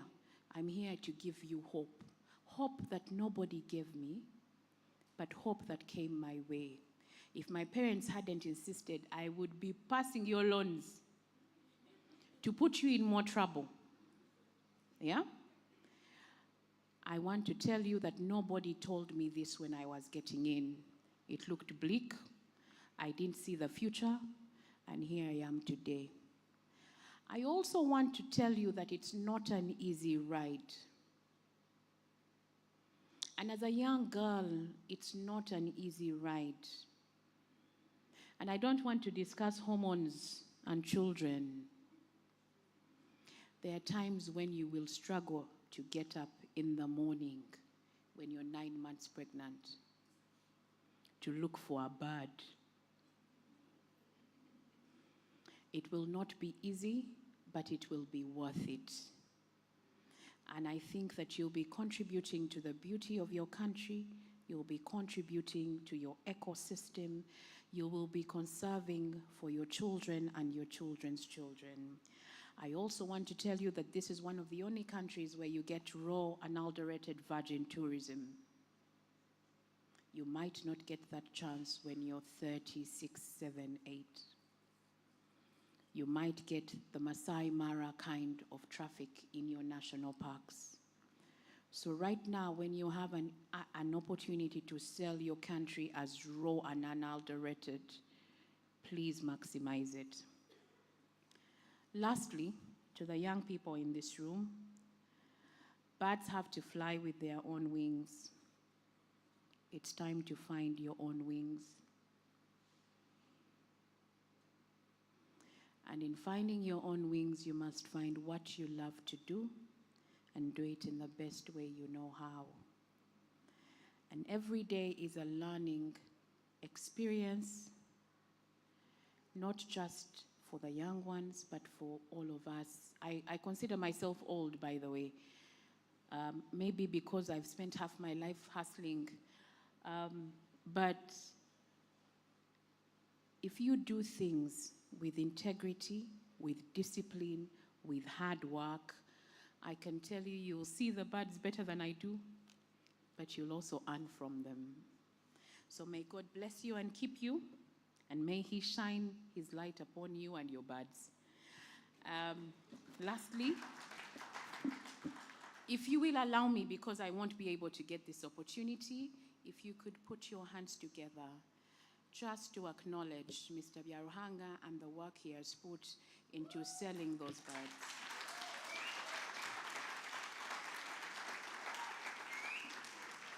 Thank you.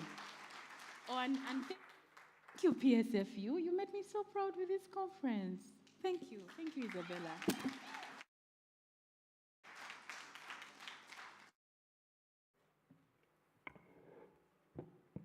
Thank you very much, Ms. Tumsime, for that fantastic presentation. It's my pleasure to, please give her a round of applause.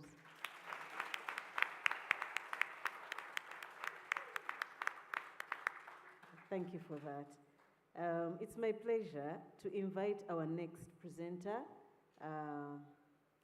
Madame Andrea Molena. Thank you.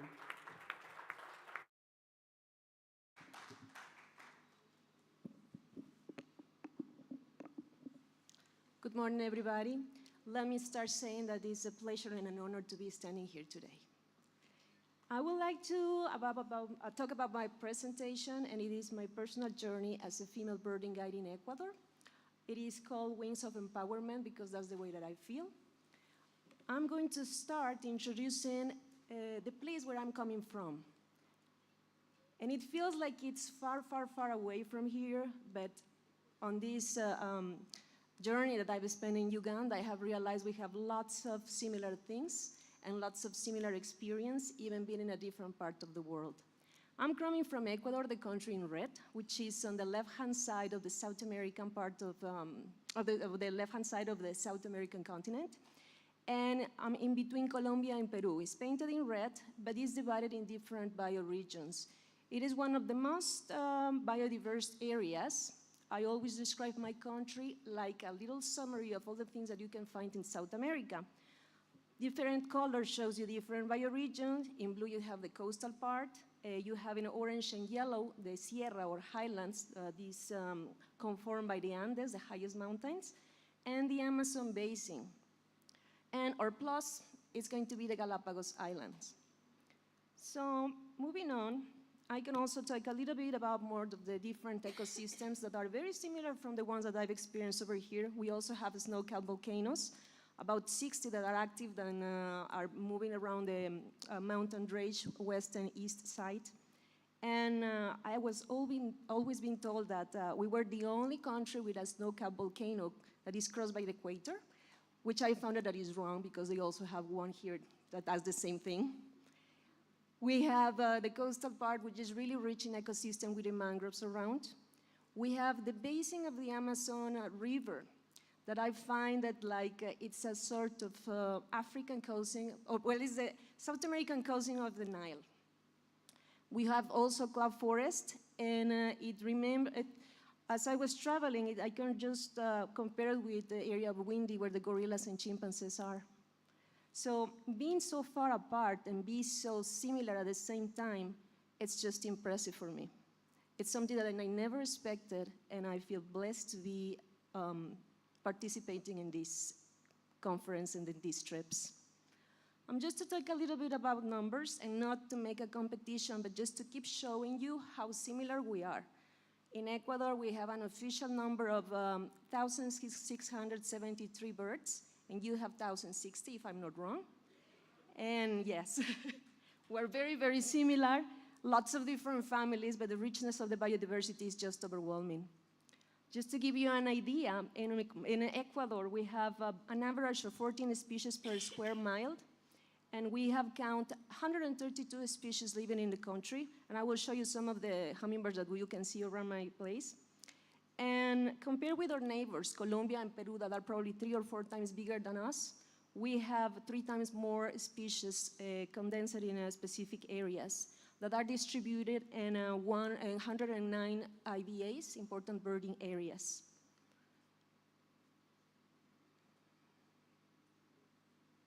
These are some of the pictures that I haven't taken during my early years. Please, Jamie, don't take a look on the mistakes that I have there. Well, I quit being a photographer, but it's just to show you a little bit of the biodiversity. This is a combination of good creepers and pitas that are not that colorful like your pita is. The strong harpy eagle, a bunch of tanagers, trogon, toucan and toucanettes, and the very interesting cock of the rock. But I have to say that nowadays as a guide, I have turned it into digiscoping because I found that it is definitely more interesting while I am guiding, and it takes less time. I consider that photography requires a lot of time because you look for perfection there, but it's not your time while you're guiding, it's the time with a group. So value that part thing too. These are some of the hummingbirds that we have in Ecuador. These are amazing jewels. It's the only bird that can fly backwards, and it's one of the main reasons because people feel attracted about South America. And these were videos, but they turned it into the photography. And this is the way that we attract them. Around Ecuador, we have these feeders. Hummingbird feeders are usually using red and yellow colors. That's a kind of resemblances in flowers, so that's why the birds are attracted, and we use a mix of sugar water that just gives the hummingbirds energy, but they still need to go to the flowers to form protein. And next to it, that's some of the activities that we do in some local projects. By holding flowers, first is the color, and second, the nectar that the flower produces that attract them. So talking about this, I would like to go again with the biodiversity of these 2 countries. I've been lucky to join an official tour here in Uganda before the conference. And let me tell you that I found more than 300 species in about 13 days. And that's mostly because the extremely skillful and amazing guide that we had, Prosi. But that number is just impressive for lifers in less than 2 weeks. So going on with this amazing biodiversity, I will go and move with my personal experience in order to become a guide. This is, I kind of show you my home, but now I want to show you the way that I became a guide. Like you, I feel really close to all your struggles. We all have experienced similar events. The hard that it gets to going to superior education, university. Where I had exactly the same things going on in my life, but I have to point out that during my presentation, I'm going to focus more in the opportunities. And just like you, I also had a family that has supported me from day one. I don't have kids and I'm not married, but I still consider my parents and my siblings like my strength. My parents have worked extremely hard to give me the best heritage that they could, and it's education.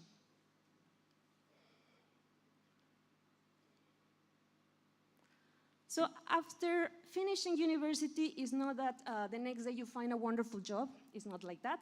I had a loan to pay, so I started to take lots of different jobs in order to keep going on. But I really value those events because I've been in lots of different sectors in the industry of tourism. I started as a naturalist guide, but I was also leading ziplining trips. I was involved in volunteering projects. I got in contact with foreigners working with communities, either for teaching English or building roads or handrails or trails. So with years, I had a chance to move to an eco-lodge and I started working as a naturalist, as a resident guide, working 3 weeks in and having 1 week off, completely out of the city because I'm from Quito, I'm a city girl. And once again, different from you, I have never had this formal training in birding. I just started to become a guide, and I'm a national guide, but it's just a license. It doesn't mean that you are taught at university about birds, about plants, about mountains. No, it's just a very general knowledge. So with experience, you decide which is the branch that you want to follow. And in my case, I decided that that was going to be birding. So the bottom picture shows you my little crew. These are the guys that I started. I started with for birding, and they were not all guides. These people were in the same lodge that I was working, and they did housekeeping, they did management, and the other one was the other guide. So we joined together for scouting trips with a little money that we had, and we started traveling first within the most important area for birding in Ecuador, Mindo area. But second, to spread a little bit more away from the surroundings of the borders, where the ecosystem changed them a lot. So these are pictures I have found very early in my years. I don't look like any of those anymore. But this just takes me to a different level. With these experiences, I kept going on. One of my best bird friends, Jorge, the young one that you can see at the pictures, who is not younger anymore. But I met that wonderful gentleman in hat. This is Javier Munoz, is the owner of the very first Ecuadorian company in birding, owned by Ecuadorians and hiring Ecuadorians. I consider himself a personal friend, and he has my admiration and respect. He's the one that has trusted me to take my profession in a different level, trusting me so much that he gave me one of the most important accounts, that is the one coming next, when I could meet. Sorry, I went too ahead.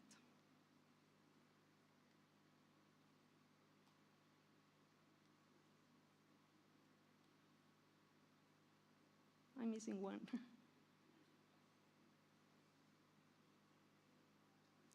Well, even if it doesn't show up here, the one that was coming next, it's with Peg Abbott. You know her already because she was here on the stage yesterday. And she has trusted once again so much in me that took me to different countries with her groups. And that means a lot. Thank you very much. It means and reminds me that I'm doing my job well. And once again, I haven't had any experience with that sisterhood that you have here. I'm just amazed, and I really want to let you know that you have my total admiration for the projects that you are running here, for this community that you have created that I have never seen anywhere else. For me, this is my crew. This is my scouting team. They are coming from all different countries, and they are not all birders. I'm talking here about photographers, about researchers, about tour operators, and with them I have the chance to travel in different locations, different ecosystems, different countries, and I have learned a lot from there because this exchange of information is what just increase your knowledge and develop your skills. And this is a different me. This is a more current pictures, and I heard during these days a lot of about equipment. I wanted to show the equipment that is traveling with me for lots of years. I started with a very cheap but affordable pair of binoculars, and they became my best friends, and with them I learned the beginning of birding, and then I had a sort of upgrade. And those are the ones that have been me for the last 10 years. So Jeff is right when he said that, yeah, it's not, it's a lot of money, but it's not spending money, it's investing in you. My scope is a very old scope, it's a second-handed one, and it's probably 30 years old, but I'm just proud to carry it because it's just me that don't know how much does it cost. Not just in terms of money, but in terms of effort.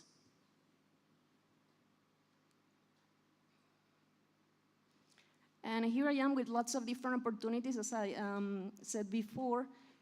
Very thankful for Neblina Forest and Naturalist Journey. I've been leading trips in countries like Colombia, Peru, Guyana, and in that country I had a chance to be leading a group as a tour leader, not as a local guide. And I have had the chance to assist a couple to bird conferences, one in the UK, the other one in Brazil, and a third one in Colombia. And these are some of the groups that I have had through the years. These people have been traveling with me for 2, 3, 4, even 5 times. Once again, it just keeps reminding me that there must be something that I'm doing right.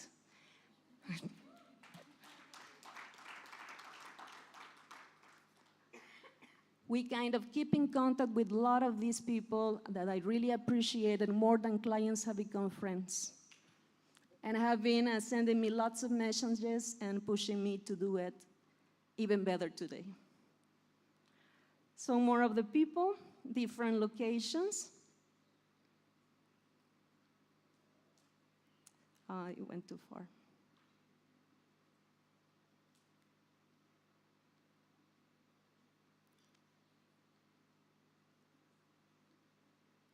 I'm missing a lot of pictures over here, which is really sad because the next ones were showing you the women that are involved in my birding development. And they were not all guides. There were lots of women that are managing local projects in Ecuador. As I told you before, we usually have those stations for hummingbird feeders or banana feeders to attract tanagers, hummingbirds, and different species. But the ladies are the one that started that project because it requires of commitment. It's a 24-hour job. And usually the ladies are the ones pushing it down, and then the men or the husbands are the ones that showing all the birds to the groups the next morning. There was also a group of young and older guides that I respect and admire. We are not that many. It is embarrassing, and I consider what Bella said yesterday. We are probably an approximate of 120 bird guides in Ecuador, but from that number, maybe 5 or 4, we are female guides. That is a shocking number compared with the things that I've seen here. So apart from that, I won't like to call this a fact of luck. I will call this a fact of a lot of hard work and to persevere in what you want to reach. So I want to encourage you today to go on. There will be a lot of times that you feel that you are going to fail, and you probably are going to do it, and it's right, because that's part of the process, and you will learn of all those mistakes, and that's going to push you even higher. So don't be afraid about fail, because that's going to bring you even higher, as I mentioned before. And another part is, by showing you these images from my country, if you think that it's really far away and you can never make it, I was that girl one day, and today I'm standing here. I just add a couple of pictures that are gone now from my recent trip. I had the honor to be with Judith in the first day, and then Prosy for the rest of the days on the trip. And you're just amazing. I cannot say enough of you as guides.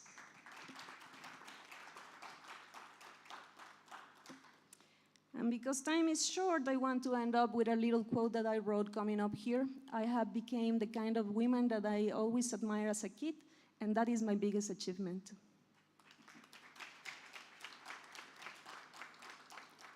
Thank you very much for your attention.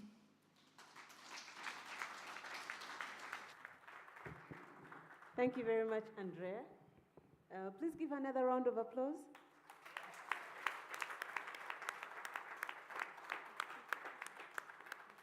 Yeah, you heard it. Success is not a stroke of luck. There's lots of hard work that goes into it. So as we welcome our next speaker, Professor Wendy Ho, again, please welcome her with a round of applause. Thank you so much. I am honored to be the final speaker in this final panel at this wonderful event. And I hope that my talk helps bring the first ever International Conference for Women Birders to a good close before we hear the commitments and the takeaways later this morning. So if I could have my slides, please. Unlike many of the other speakers we've heard from, I am not a bird guide, so I can't speak about guiding from personal experience. But I have spent some time during the past 8 years learning from many different people, including some people in this room, about the work that bird guides do. I am an anthropology professor based at St. Lawrence University in the northeastern United States. And in my presentation today, I want to weave together my own story with what I've been learning so far about bird guides. This is a work in progress. I'm still learning. So it would be great to hear from guides afterward about anything I've said that resonates with your experience, or whether I've left out something important or gotten something wrong. So I want to start with the idea of a spark bird.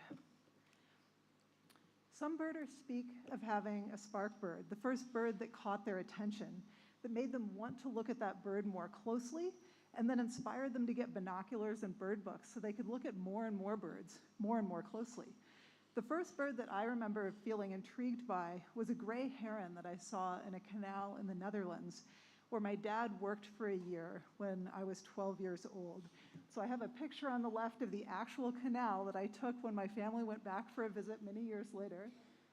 And then I found a picture on the internet of a gray heron because I don't actually have a picture of the bird that I saw at the time. When my family got back home to the United States, I asked my parents for a bird book and a small pair of binoculars as birthday gifts. I had a very, very slow learning curve as a birder. I didn't know anyone else who was interested in birds. And when I was doing outdoor activities with family or friends, no one wanted to stop and wait while I was trying to identify a bird. I remember flipping desperately through my bird book, trying to identify a duck or a sparrow while my family or friends kept on moving. And then I would have to give up and run to catch up so that I wouldn't be left behind.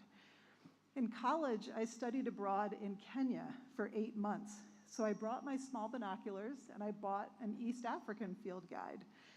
In 8 months there, I identified a total of 80 species. In Kenya, good birders can see that many species in a single day. But birding is very challenging if your binoculars are not very good and if you don't have any experienced birders to help you, especially with birds like raptors. I can't tell you how many raptors I saw in Kenya that I was unable to identify even after looking at them for a long time.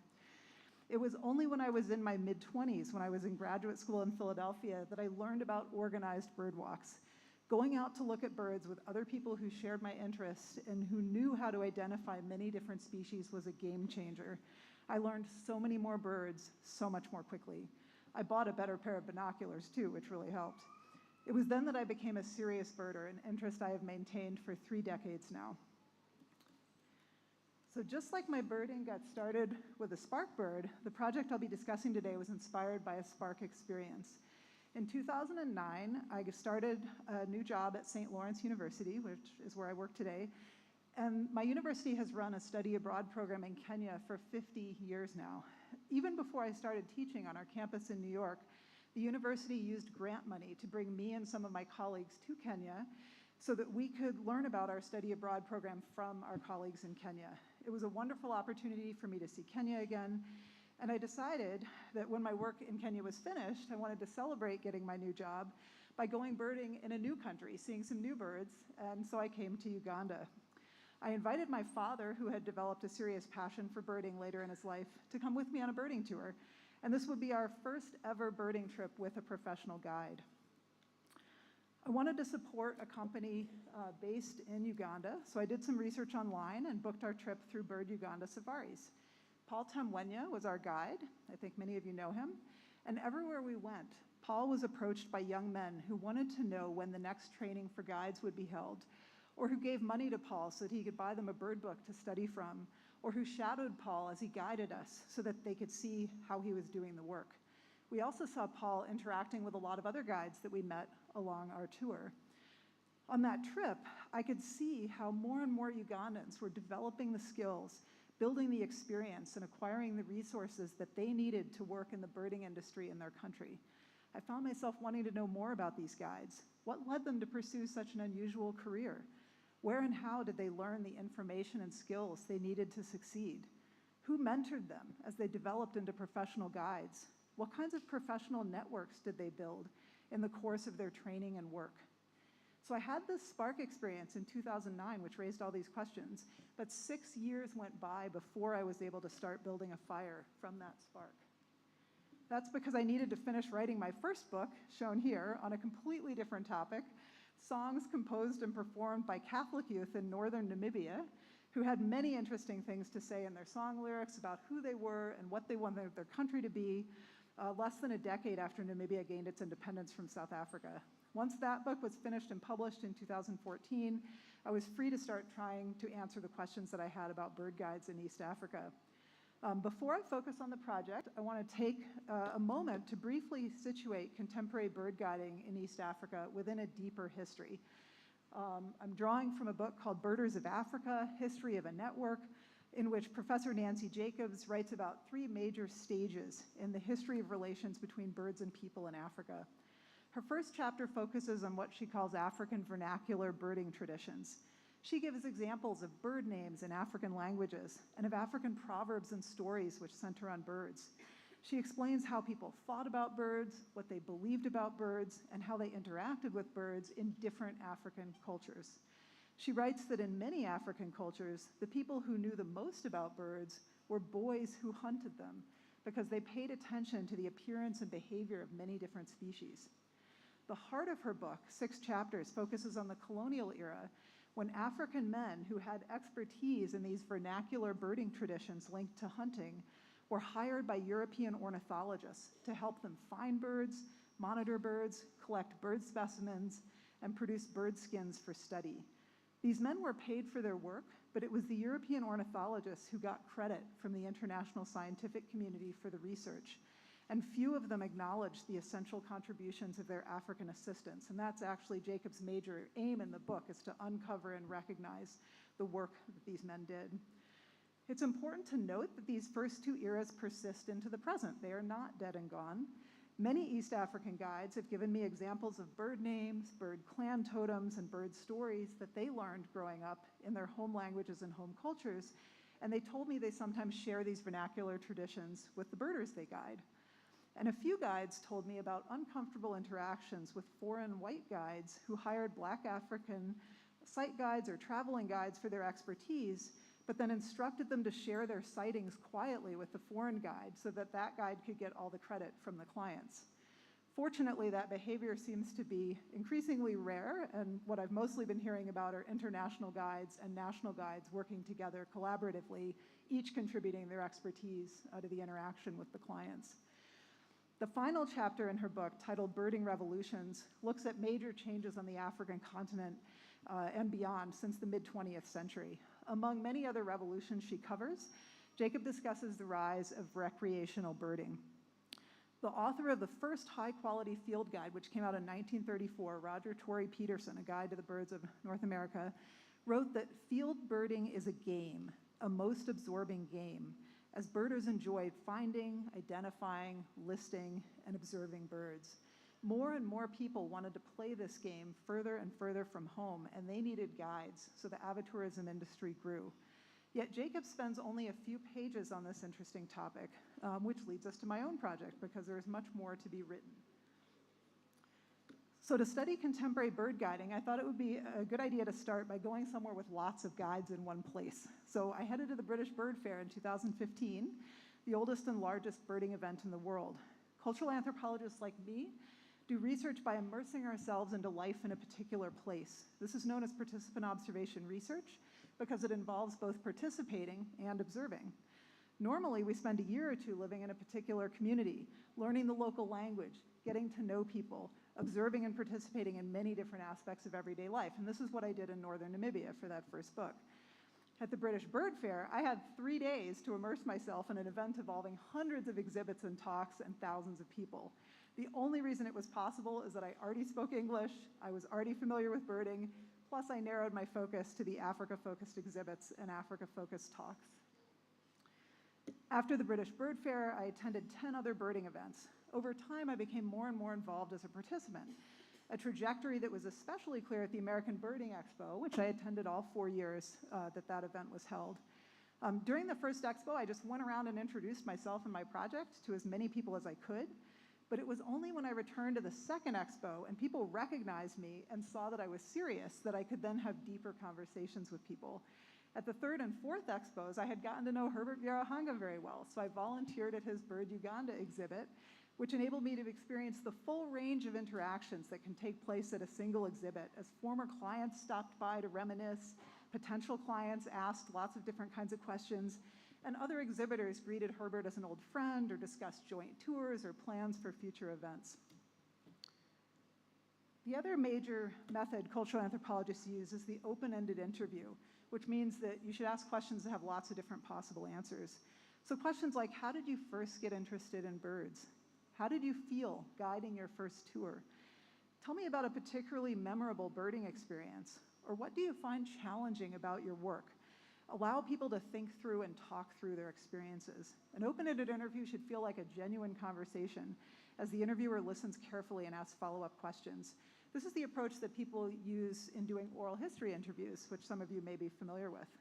So for this project, I have talked to men and women, I've talked to sight guides and traveling guides, I've talked to guides early in their careers whose first experiences are still fresh in their minds, and to experienced guides who can tell me how guiding has changed over the years. My main focus has been on talking to guides based in Uganda, Kenya, and Rwanda, but for comparative purposes, I've also talked to a dozen guides based in other parts of the world. So in the rest of this presentation, I want to share some of my findings so far. On my birding tour in Uganda in 2009, I did not meet or hear of a single woman guide, although I know Harriet Kamigisha was active at that time, but I didn't meet or hear about her on that tour. So when I returned in 2018, I was surprised and excited to find so many active women guides, especially here in Uganda, and it's been really interesting talking to them as part of this project. So much of what I'm going to say actually applies to both male and female guides, but in honor of our conference, I'm going to draw most of my examples from interviews with female guides, and I will highlight several distinctive experiences of women in the profession, which I heard about.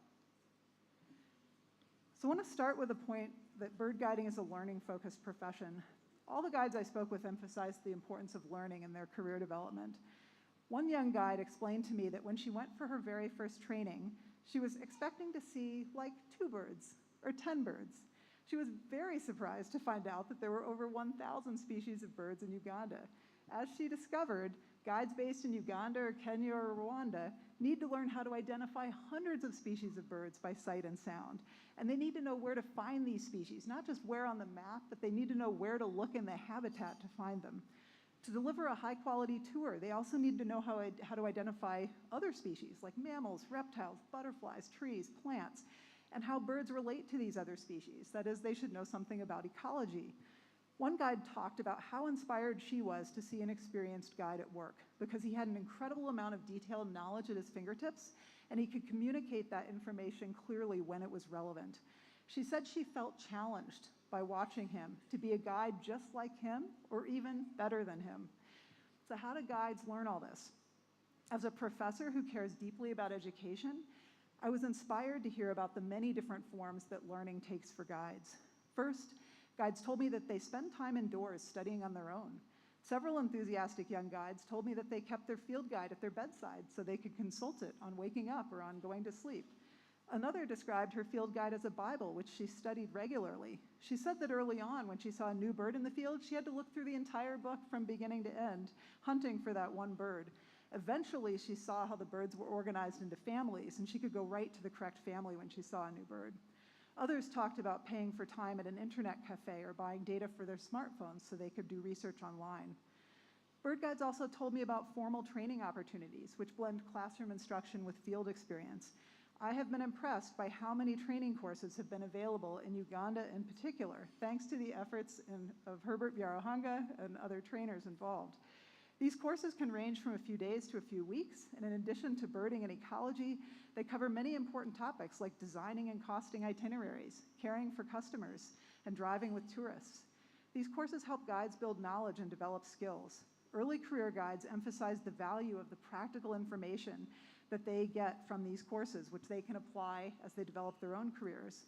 One experienced guide told me she benefited from repeated trainings over time because in each training, she said, you were reminded of your itinerary, you were reminded of keeping time, you were reminded of your code of conduct as a guide, and she felt that helped her master those fundamentals. In addition to formal training, guides must spend significant time in the field birding.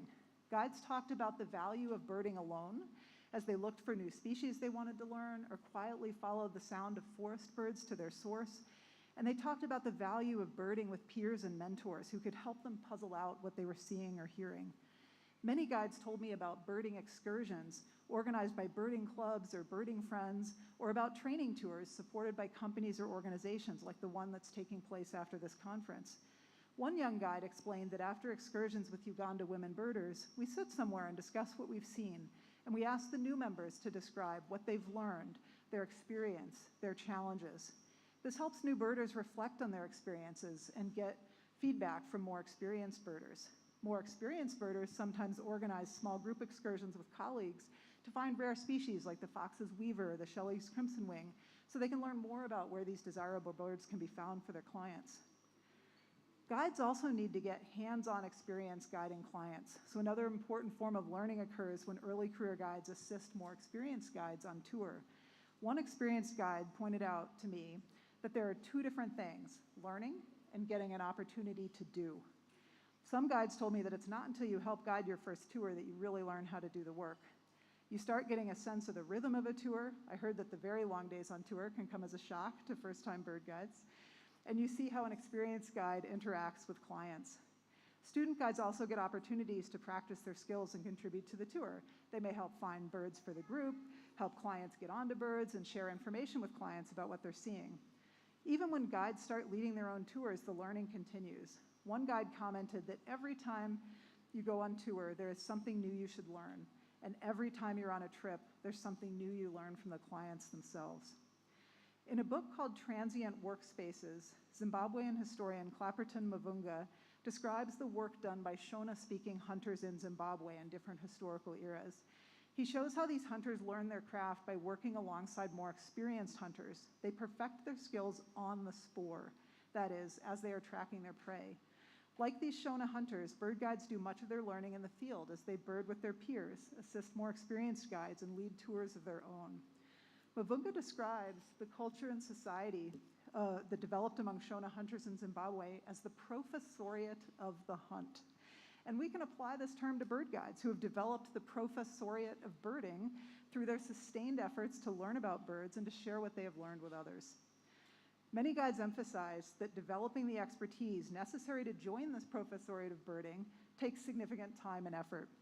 The major problem is that you aren't earning money while you're doing this. One guide explained that when she and her colleagues went through training, we realized the opportunity is there, but there are costs, like I have to eat. She added that you must invest in yourself, invest in knowledge, invest in equipment in order to succeed.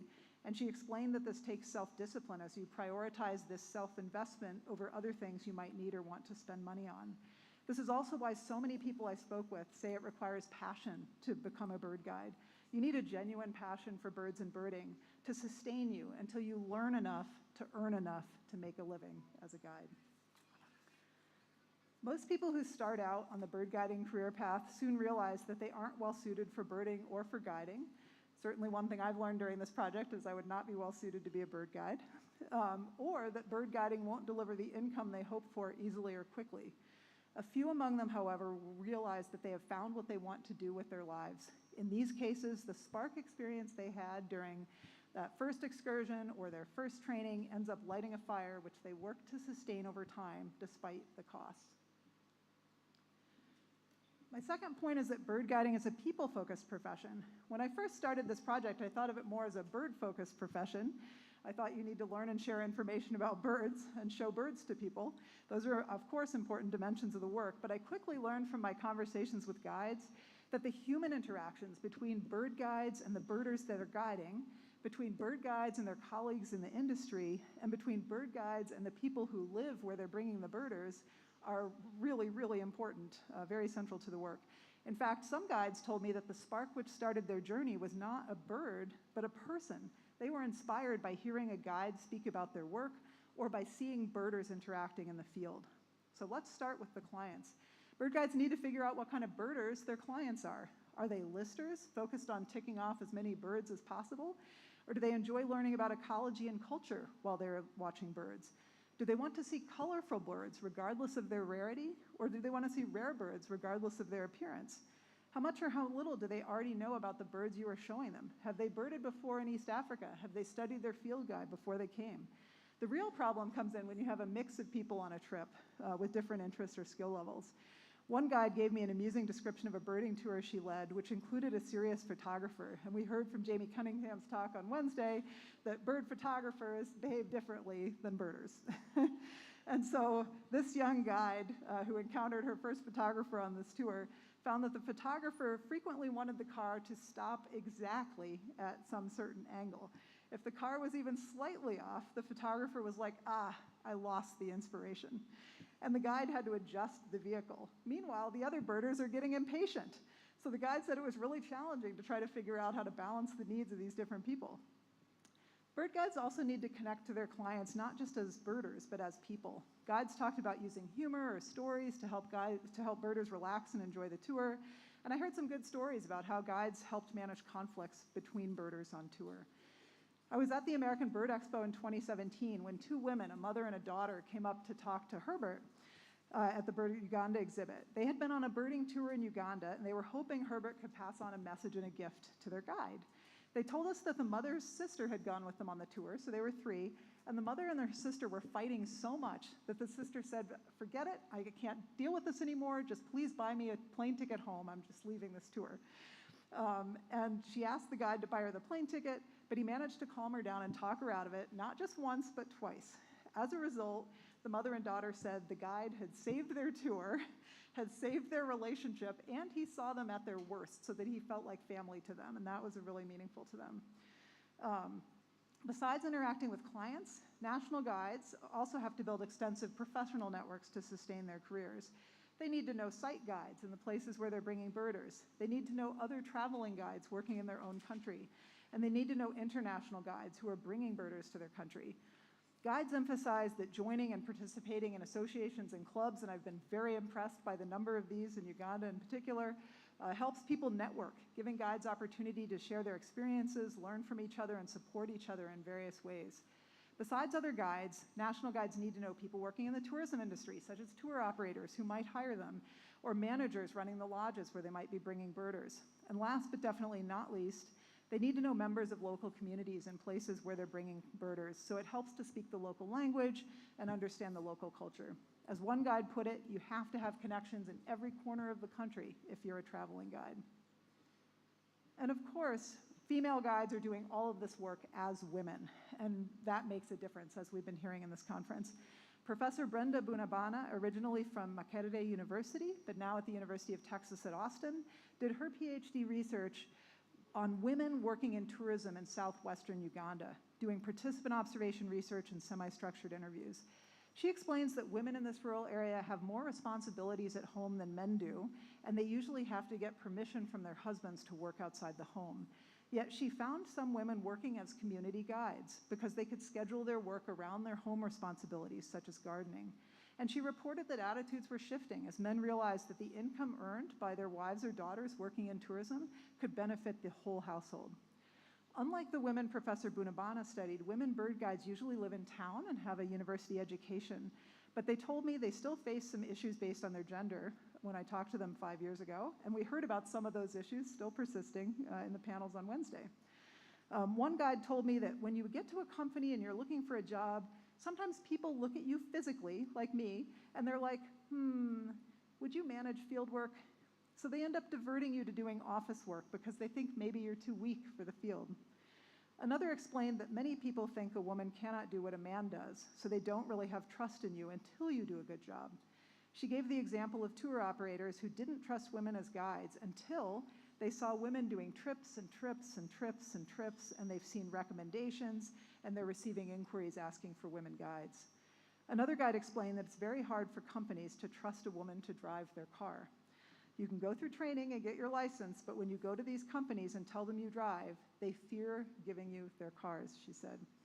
I also heard about many young women who had to stop pursuing a career in guiding when they got married, and I talked to young female guides wondering how they would be able to balance guiding with marriage and motherhood.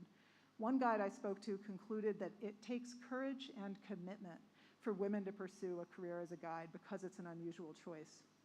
These comments all came from conversations I had with guides 5 years ago, and it seems like the attitudes are continuing to change as more and more women prove themselves in the industry as guides and as drivers. And I want to add that although female guides described having to deal with stereotypes held by people in the industry, I really appreciated how the male guides that I spoke to talked about their female colleagues. When I first heard that so many women were taking up birding in Uganda, I wondered perhaps the men would not appreciate the competition. Instead, the male guides I talked to consistently expressed respect for the skills of their female colleagues and talked about them as peers and equals. My final point is about bird guiding as a joyful profession. I've spoken about the professional networks that bird guides have to assemble in order to make their careers work. But the relationships that guides develop with the people in their networks are not just about business. Many guides I spoke with emphasized that they have made real friends through birding and that these friendships with fellow birders are important in their lives. They talked about how much they enjoy excursions with their birding friends, and it's clear from photos on their Facebook feeds that they're having fun together. One guide said that one of the best parts of her job is getting to know people, making friends. It's a happy industry. Many guides spoke about building relationships with fellow guides through associations, clubs, and trainings, and they talked about how welcoming and how helpful more experienced guides were to them when they were getting started. One young guide told me that the behavior of the experienced birders on her first outing was so motivating. They had that connection. Everyone has to see. Everyone has to learn. They kept checking in with her to make sure she could see the birds and to help her learn about them, showing her range maps and descriptions and images in the bird books they carried, and telling her what they knew about migration patterns and feeding behavior. She loved seeing the teamwork of the guides on the outing, the curiosity, the zeal to learn, and she wanted to join that team. One young guide explained that the members of Uganda Women Birders are like sisters, and another said, "It's through Uganda Women Birders that I came into birding. So Uganda Women Birders is my mother of birding." It was also clear from interviews that birding friendships cross national borders as guides build friendships with guides from other countries, and that's something happening right here at this conference. And guides build friendships with international birders, some of whom come back for additional tours, as we just heard from Andrea Molina, with the same guide, or even invite guides to visit them in their home countries. So learning about bird guides over time has helped me build meaningful relationships within the bird guiding community too.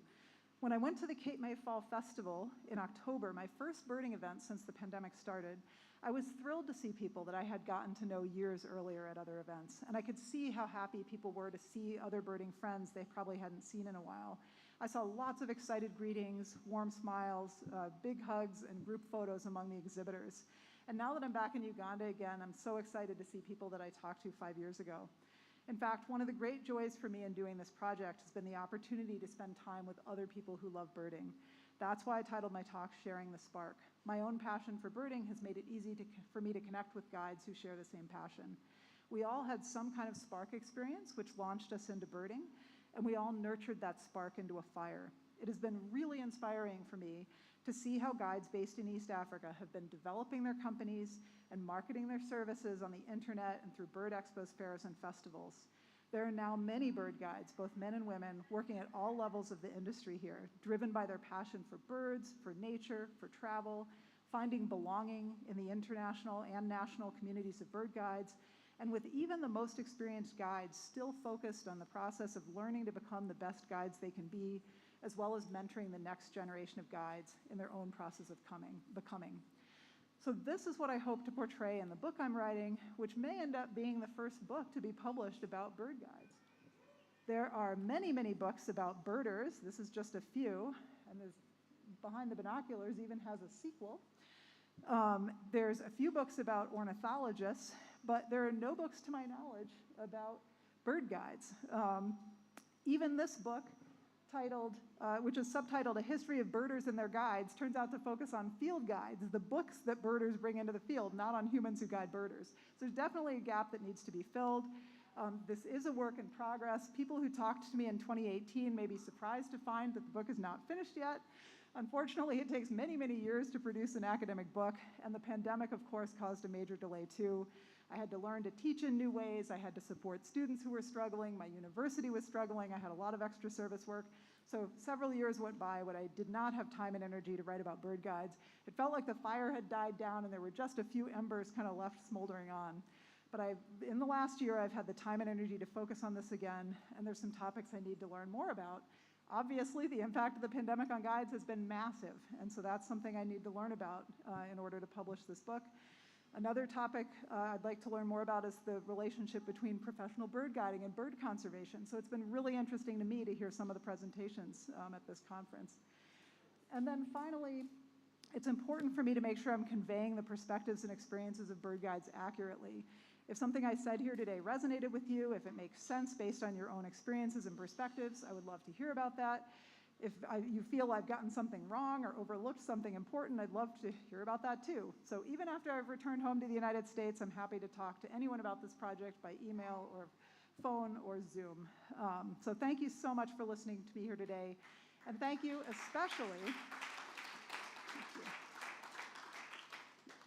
especially to Mr. Herbert Biahanga for organizing this excellent conference and for inviting me to speak.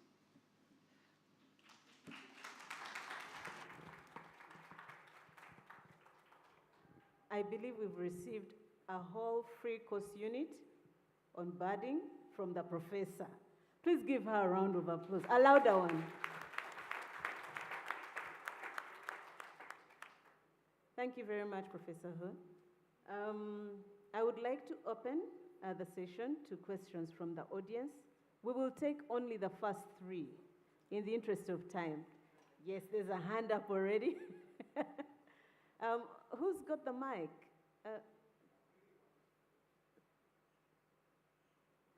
Yes? The hand is up here at the front. Okay. That's Jeff. Okay, yes, Jeff. that's Jeff, the first hand. There was a second hand question? on the Where's extreme the other right. hand? All right. Where's the? On the extreme right. All right. So we'll start with Jeff. All right. Do I see a third hand on the left? No? Huh? Are you set? On the right again. There's this my side of the sister room. Olive from on that side. Okay. Jeff? All right. Well, basically, I'd like to just say how absolutely overwhelming the entire conference has been. You ladies are so wonderful that it's just fantastic, everything we learned. To Sylvia in particular, I appreciate the praise that you gave Herbert, but I would suggest that you need to look in the mirror. I think we've got another Herbert. Your passion was just overwhelming. We felt your blood boiling. And I thank God that your parents pushed you in a different direction because they've given our community a great gift, and thank you.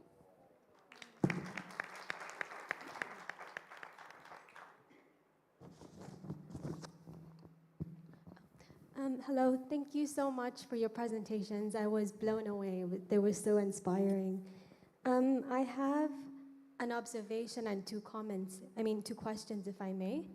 The first observation is that I don't think I've heard anyone speaking about ECOP, and apart from a few comments here and there, like the one Sivi made, and how this project is going to impact biodiversity in protected areas and the lives and the health of the people living around these areas.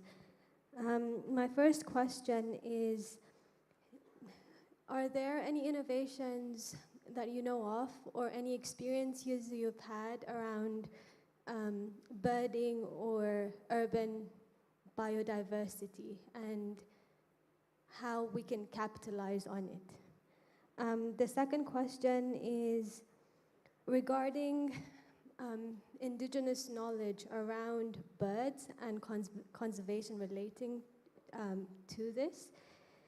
Are there any projects taking place that's actually capturing in an active way some of this knowledge? And I'd like to quote from the IPEB report and some other UNEP reports. They say, the world's indigenous population comprises some 476 million people living across 90 countries. They manage an estimated 25% of the Earth's land mass, which accounts for 40% of all ecologically intact landscapes. And indigenous people are often better placed than scientists to provide information on local biodiversity and environmental change, and are important contributors to the governance of biodiversity at local and global levels. And how this relates to women, biodiversity loss forces women and girls to spend more time and travel greater distances to collect water, wood for fuel, and animals and plants for food and medicine. Thank you. Olivia Nakalembe is my name. I'm a journalist that covers tourism-related stories and conversations. My first question is, or concern rather, birding is not largely covered in Uganda's context.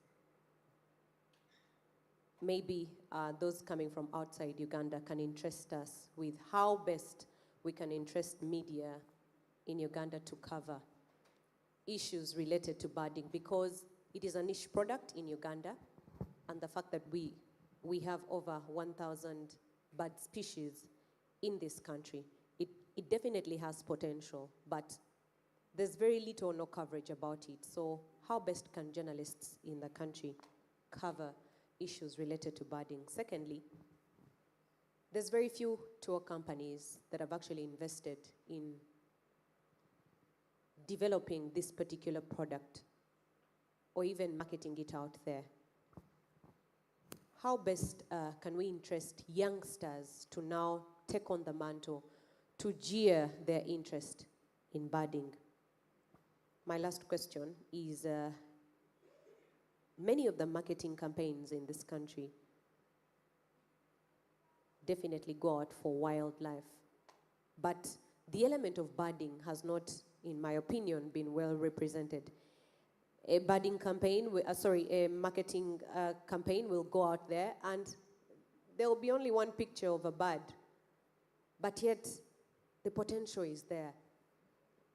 Maybe those coming from outside this country can tell us, for example, the lady from Ecuador can tell us, how has your country positioned birding in their campaigns that maybe our policymakers, those in this space of marketing this country, how best can they position this particular product to be out there so that the tour companies that have invested their money in this space can get to reap?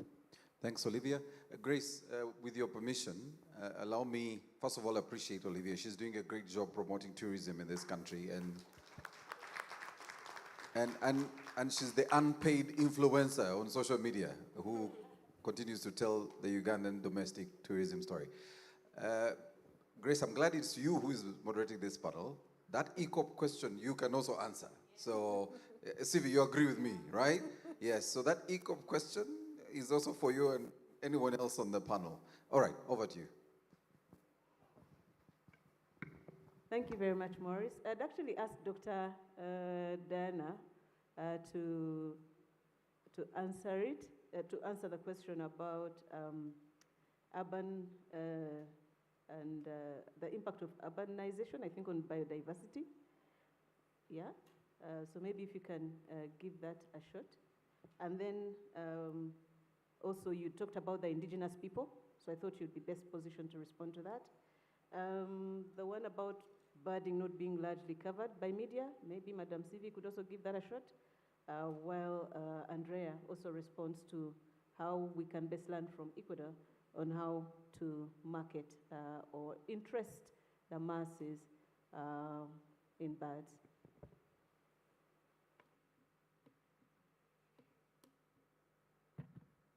Well, responding to your question, I think we still have a long way to go with Ecuador.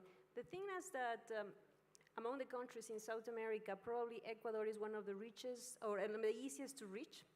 I mean, it is a shorter distance.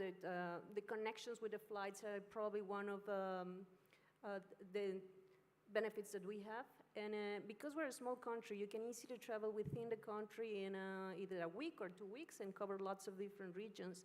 But in terms of media, I think we'll still have a long way to go. We do have a lot of publicity that has been managed by the ministry, but at the same time, there have been a lot of mistakes made through the way, finding that for publicity and birding in Ecuador, they have been used different species that are not even found in the country. But what I can highlight is that lots of these birding companies have taken their time and effort to spread the word that Ecuador is a good destination while they are visiting some other areas. They may be offering new birding sites that are probably easier to reach compared with some other huge countries. So I think it has worked well with Ecuador, and still we have a long way to go. One of the most visited areas in the country are the Galapagos Islands, and it's just recently, maybe 5 or 8 years, that people have realized that it's possible to make a connection with what happens in the continent. So these birding trips are starting recently to be very spread, not just for hardcore birders, but also for different type of lovers of nature that have helped us a lot.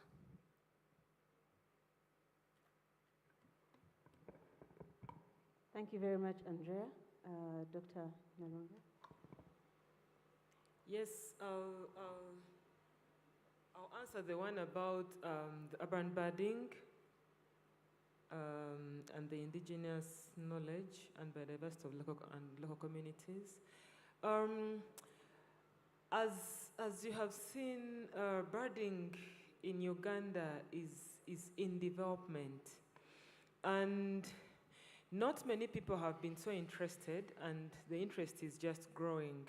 When I was in Nature Uganda, we were starting several birding programs, and the urban birding is one of them. Nature Uganda does mainly for conservation purposes. They do birding in urban areas. They do birding in Kampala. There are not many species, but they are there. Uganda is rich that everywhere you go, you will find the birds. Yeah, but there's a program that I was starting that was going to focus on urban birding. And urban birding is, in Yuka, I think it's garden birding. So it's a program that encourages birding in the compounds. In wherever you are, you can do your birding. You can just sit in your garden and do the birding, and then record the birds and submit them to Nature Uganda. It was a new program starting. I'm sure they are taking it up, and soon it will be out there. Judith is one of those who was in Nature Uganda, and she's with you. So it's a program. It was starting, but it needs to be pushed. But the push is weak. So that's where we need to jump on the boat and continue such programs that have been initiated. And yes, the women birders need to take that up. Judith is aware, so I'm putting this on her head. It's something interesting. Anyone can bird, and then you just have a database of who is birding where and where they're recording, just in the urban areas. The indigenous knowledge, I talked about this briefly, that we have a rich indigenous knowledge, especially in the local communities. And it's what we use in conservation. I work with communities I did conservation, biodiversity conservation, but I learned community conservation on job, and I work with communities, training them on how to monitor biodiversity, how to utilize biodiversity sustainably, how to take care of their environment to benefit from it. And what we use down there is the indigenous knowledge. You don't take communities to class and you bring a blackboard and all that, but they use the knowledge that they have to conserve what they have and benefit from it.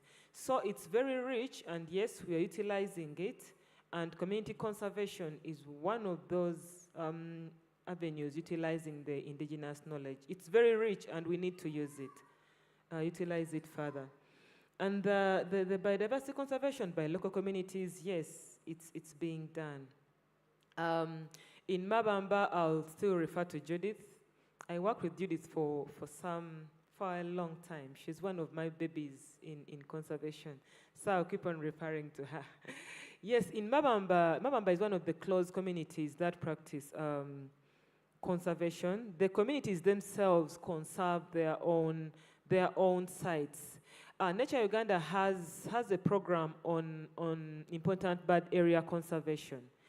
And the important bird area conservation utilizes the communities in these important bird areas to conserve those communities. So the communities are trained, they're empowered, they're equipped to do conservation of their own habitats, and they benefit from the same habitats. So it's happening, although in some, not all areas, but right now when we have local site guides, normally, as Sivi said, Habitats train these guides. Most of them are now trained. They just need to understand more of what they have in their habitat and then learn to conserve it.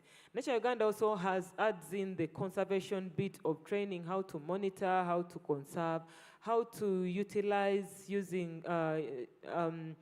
how to utilize their resources in any way, be it crafts, be it making food or sustainable agriculture in this area so that they benefit from what they are conserving. So most sites also have that. Thank you. I think I've tried to answer your question. Thank you very much. Mr. Msime, if you could respond to the other questions. Olivia, 10 years ago, the tourism industry didn't have the kind of coverage that it has today. And that's thanks to people like you and arguments that we've had with Maurice. I don't know where Maurice is. We've been fighting. For you, we got you, but we've been fighting with Maurice to put tourism at the forefront of television. But again, I think it goes back to that passion. Olivia, you've traveled this country. You've covered it in terms of tourism. Start recruiting more people to do it, as you were recruited. Yeah? I think tourism is collective effort. Yeah? If you love your country enough, put your best foot forward. Which takes me to Maurice. Maurice, you're not covering us enough. At least cover us the way Sarah is covering us. And the way Soft Power is covering us.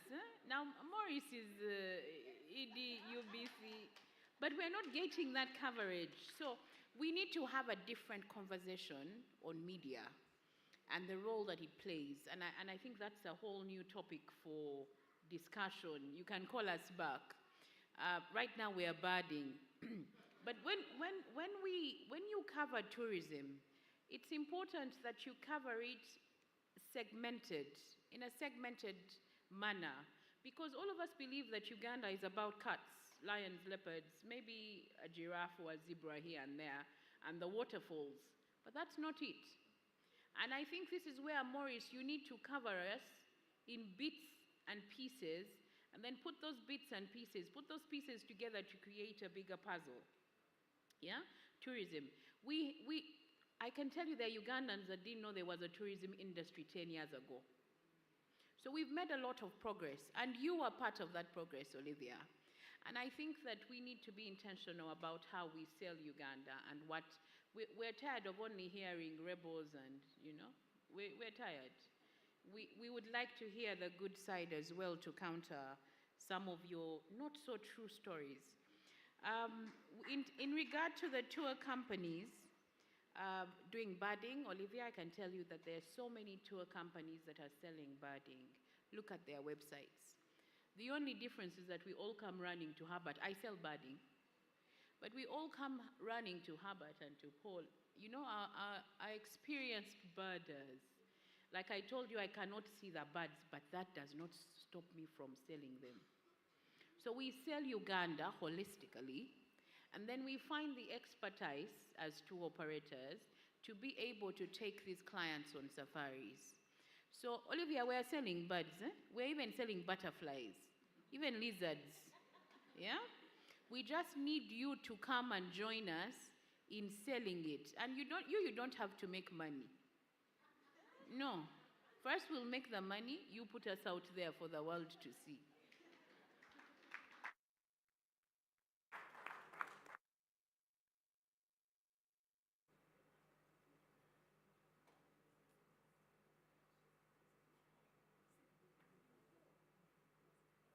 Thank you very much, Madame Tumsime. Professor, would you like to say something in response to the questions? Yeah, I can just add something about the marketing, which is the sense I've gotten from attending so many birding events and spending so much time with Herbert Byarahanga, who's always very busy marketing birding in Uganda to people, and talking to birders about how they find out about different trips. There's a big word of mouth component in the birding community. People really are very strongly kind of networked, and they're paying attention to things like site reports or trip reports. So they're looking online to see trip reports that have been produced by guides for specific trips. And when they're deciding where to go, they're kind of looking for all this information, and they're also trying to find out, are there good bird guides where I'm going? Are there people who know what they're doing so that they can help show me these birds? And so Uganda has a lot of things going for it, including a great bird diversity and a fantastic group of very well-trained bird guides. And so I think the word gets out, the word spreads through the birding network, and people see it as a destination. And people have mentioned it is a niche part of the industry. Most people are coming to see other things, but those birders are going to find out about Uganda. And I think the other thing that Herbert has emphasized a number of times is the importance of these fam trips to bring influencers, people that are important in the birding community, to Uganda, give them an experience, and then we could see on those videos that we're playing at different points during the event, they have a very positive experience and they share that with people they know, and that makes a huge difference too. So I think that kind of word of mouth spreading through networks is very important for marketing this industry.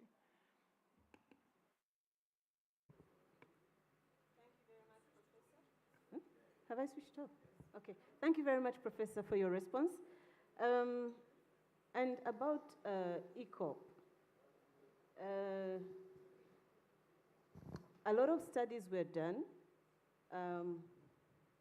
All the stakeholders were involved across the sectors, from the environment, tourism, communities, and that is why it was intentional to ensure that that pipeline is underground and does not run above the ground to interfere with, the human beings, the communities, the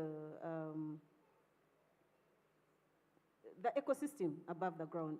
So with regards to birding, because the pipeline is running underground, this should not interfere with the birds at all. I just wanted to add a point to the marketing, and in response to Olivia's question as well. The fact that we are having an international conference for women birders in Uganda, the first of its kind, is a huge, huge testament to the progress that we are making, one, as a tourism sector, but as a country. So it's huge congratulations to the organizers, to the attendees. Like I mentioned to you, when it stopped raining, we have a full house. So we're all here and we are listening. And the amazing thing, Olivia, maybe you might have joined a little bit late, half of the audience is actually the youth. And that is a huge commitment from the youth to say that they are interested, they are in it, They are ready to explore opportunities, and I am really, really pleased to see the youth in the room actively participating, asking questions, and being part of the conversation. I want to say something else. This gentleman, Herbert, and Herbert, please stand up, because I want to say these things while you're standing up. Stay standing. Sivi mentioned that he has skilled, trained, and recruited a lot of young people into the budding space.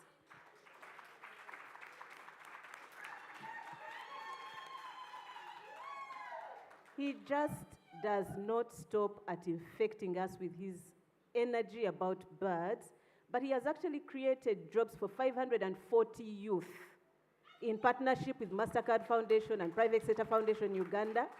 There are 540 young people, 90% of whom are female, in birding, in terms of guiding, photography, cultural performances in communities where these birds exist. So I want us to give him a rounding applause for incredibly promoting birds.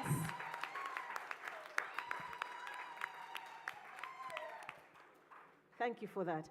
Because he's one of the people who is really, really selling and marketing birds. And we are seeing companies that are actually into birds opening up and promoting and photographing and selling birds as one of the best attractions we have in this country. So I think, Olivia, we're on the journey. We're not yet there, but there's more to be done. We hope that this is like one of those propelling opportunities that will take us to the next level. I think that's the questions. Yeah. Yeah. My time, Grace. I need my time I back. give you back your time. Okay. Yeah. Okay. So I'll not allow people to say the last word? Last word. Yeah. Each of them has 30 seconds. Thank you. So 30 seconds, starting with Professor, your one message to the fantastic audience that has given us their time for the last 2.5 hours. Just one message, and then we'll come through to Sivi and Andrea and Dr. Nalwanga. I want to thank you all so much. It has been wonderful to be in this room with you for 3 days. I have learned so much from listening to you, and I'm looking forward very much to going back home and doing some writing.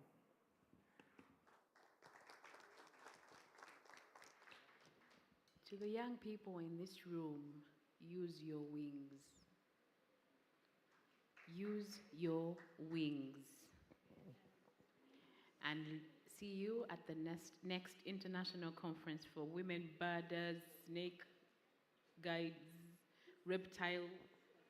I will attend all those conferences. That's how passionate I am. So see you at the next conference. I will be there without fail, and I also hope that all of you will be there.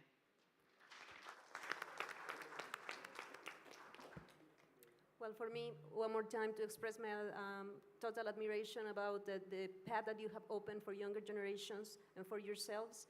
And you are clearly showing that not just the future is female, but the present is.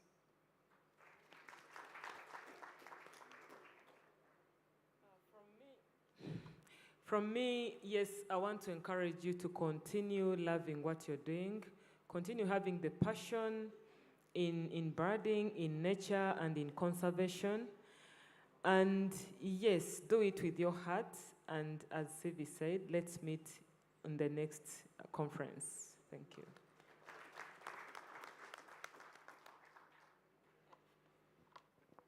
Thank you very much. So I want to thank the audience for being attentive, for being engaged, for asking questions. Can I ask you to give yourselves a round of applause? And then I'm going to invite you to join me as we thank our cracking speakers, presenters today, for inspiring us, for sharing their wisdom, for sharing their knowledge, for sharing their experiences, and making sure that we are fired up about birds.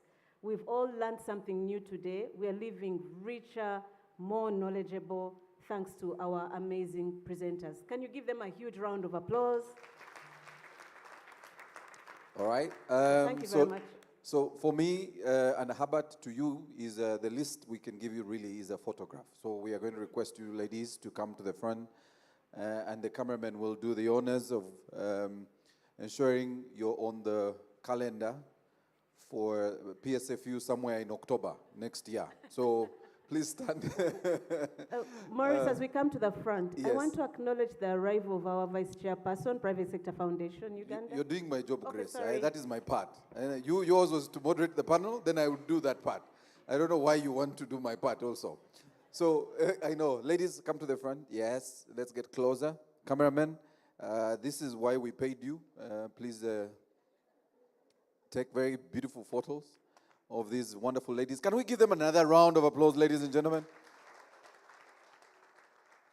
All right. Thank you very much, ladies. So we are going to have a short coffee break. My request is you pick your coffee and return to the room so we can have an early lunch. Again, the reason I'm saying early lunch, I want all the visiting delegates to spend all the dollars they have before they go home. So I need to make sure I open up a lot of their spaces in the afternoon. But two things are going to happen after we come back.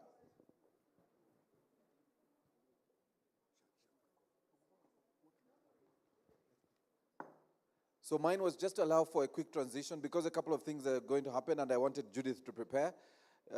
In about 5 to 6, 7 minutes, because mine is to request you pick your coffee and come back in the room, Judith will run us through the resolutions of this International Conference for Women Badas. After Judith has run us through the resolutions, we will have a couple of statements from our partners. So we have, for example, BadLife South Africa that will have 3 minutes to share with us their takeaway notes. Dr. Tonia, Jeff himself here, you'll have 3 minutes, Jeff, don't worry. It's too short. You don't have to worry much. And then I'll invite Herbert at that time, who will thank all of you and our partners, the stakeholders, and then Herbert will invite our Vice Chair of the Private Sector Foundation Uganda to close this wonderful conference. I know it will be sad seeing you close this. And then after that, we'll have a group photo, and we have a perfect location for all of us to fit in the photo. And then we will close and have lunch, and then immediately handle the farm trips and also the ongoing exhibition at the gardens.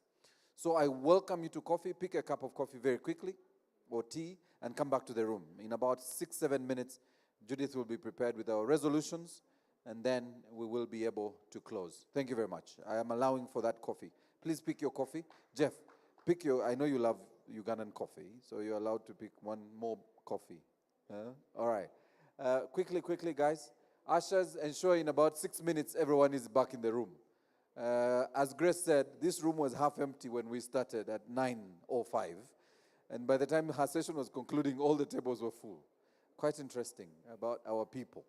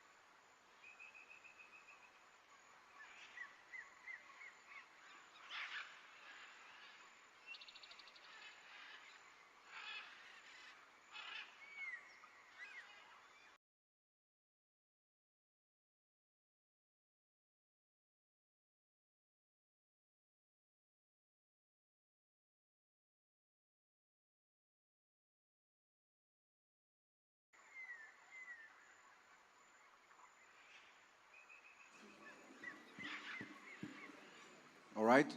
So ladies and gentlemen, for those of you who are still in the foyer serving tea and coffee, we would like to start. And I'll ask the ushers to request our delegates to come back into the room. You're welcome to bring your coffee into the room so that we are able to meet the time we have. We only have about 40 minutes to 1, where we will need to have closed. As I mentioned, this closing session will include resolutions from this International Conference for Women Birders here in Uganda. It's been a great conversation over the last 3 days. And after Judith has shared the resolutions, we'll request Dr. Tonya and Jeff to come and share their experience over the last 3 days and give us some quick notes on the way forward. And we will also invite BirdLife South Africa to do the same. And then I'll invite our host, Herbert, who will then invite the Private Sector Foundation Vice Chair to address us. But I also want to prepare Ms. Sharon, who is a key stakeholder for this conversation. And Sharon has been sitting at the back for the entire session. I think from Wednesday I saw her sit at the back. I will request her to say something very shortly before I invite Judith to speak. And I think Judith is still working on the resolution, so clearly she's still a bit busy. So we will make some adjustments on those statements. So CV left me some homework, and CV, I take that, I take it to heart, and I will work on the national broadcaster making available more airtime. What we've agreed with CV is that we will work on a very good concept that we should, with CV's support, find key stakeholders who are able to work on the video production of this content. And then we will provide the airtime. CV, I can commit you will have airtime. What I want from you is support for the production, because we already have great photographers and videographers in the industry. Some are doing really amazing work, and they keep sharing some of their work on several social media platforms. And I know CV knows a lot of them because they always stay at Pakuba when they're here anyway. So we are happy to work with them, CV, and be able to provide that airtime. All right. So, Herbert, I want to start this conversation, but I'm glad you're back. And I know Judith is working on the resolutions. But I wanted to ask Ms. Sharon, I don't know where she is. She's moved somewhere. I just need to check. Please find Ms. Sharon for me. Herbert, I want to invite her for a minute to come and just share with us. First of all, we really want to appreciate her for supporting this conference. So I want us, as she comes, to say one word or 2 words to us to appreciate her for supporting this conference and for supporting our young women birders. Can you give a round of applause, ladies and gentlemen? And you're allowed to say something about your organization. You're allowed to say something about yourself and your experience in this 3-day conference. She's been probably one of the quietest people at the back there since Wednesday. It was nice to hear you this afternoon. Wow, I didn't quite expect to be drawn up to speak today, but I'm honored to be here. My name is Cheryl Barker, and yes, I am too. I'm a doctor, but I was a doctor of medical research for many years. This is my first trip to Africa, and I am blown away by how wonderful everything I've seen is. I've been very active in trying to empower women, not just in the US, but in much of Central America also. So I was very honored to help bring some supplies in for Herbert's Women. I have been beyond blown away by being able to be guided by the awesome Prosi. Prosi, you will be my Ugandan sister for the rest of my life. I will be back. I will have a much more serious bird list next time. I'm not part of the 10% that's just a hardcore lister. I am part of the 30% that wants to get my birds, but I also want to be able to influence and help bring what good we can to promote society in general and women in particular. And if there's anything else we can do, please let us know, because there are many of us out there that care a great deal about what happened to you, and we just don't know how to help. Thank you.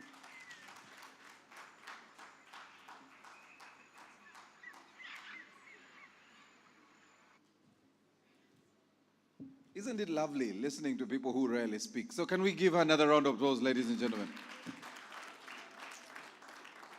All right.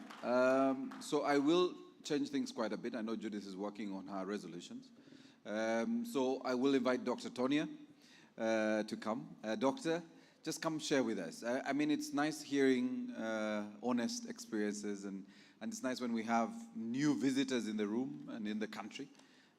This clearly will be, you all will be our great ambassadors after this. Thank you very much. Over this conference, we've heard a diversity of subjects from different stakeholders. We've heard personal stories, we've heard science, economics, conservation, and we've had the chance to interact and network with each other. We've made a lot of contacts. We've had the chance to talk to each other, and I've heard comments in this conference that this is the most useful conference that we've had and the best conference that people have attended. And that's from people who have attended a lot of conferences. So I want to thank you very much, each and every one of you, for attending and for supporting us and for supporting each other. I want to particularly thank Herbert. He's just an amazing inspiration, but I want to thank everybody that was involved in putting us together. It's so professional and so amazing, I just can't believe it. I also want to urge every single one of you not to waste this opportunity. We've forged a bond now, we need to continue.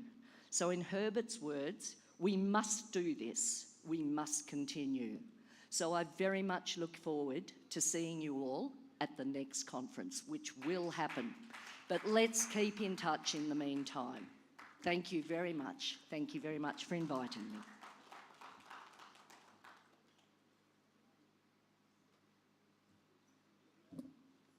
Can we all give Dr. Tonia another round of applause, ladies and gentlemen? Thank you. All right, so a lot of the time, just like Sivi was sharing, I mean, we have zero experience in birding, but we love to see them. The one thing I always, because I'm in the media space, I always admire about any birder is their equipment. Every time I find somebody with a huge camera, with proper gear, camera gear, it's immediate about the fact that that's a birder. There can never be any other person, because the guy coming to see the gorillas can never carry a huge camera like that. And so the next person to speak is one of those who probably understands this industry better, and Herbert has shared his experience with his very fast binoculars, pairs of binoculars. And I want to invite him because he is a great friend now of the industry and Uganda. And we are now recruiting new ambassadors for Destination Uganda. So we are, we need you to explore Uganda. So ladies and gentlemen, please put your hands together for Jeff Bolton.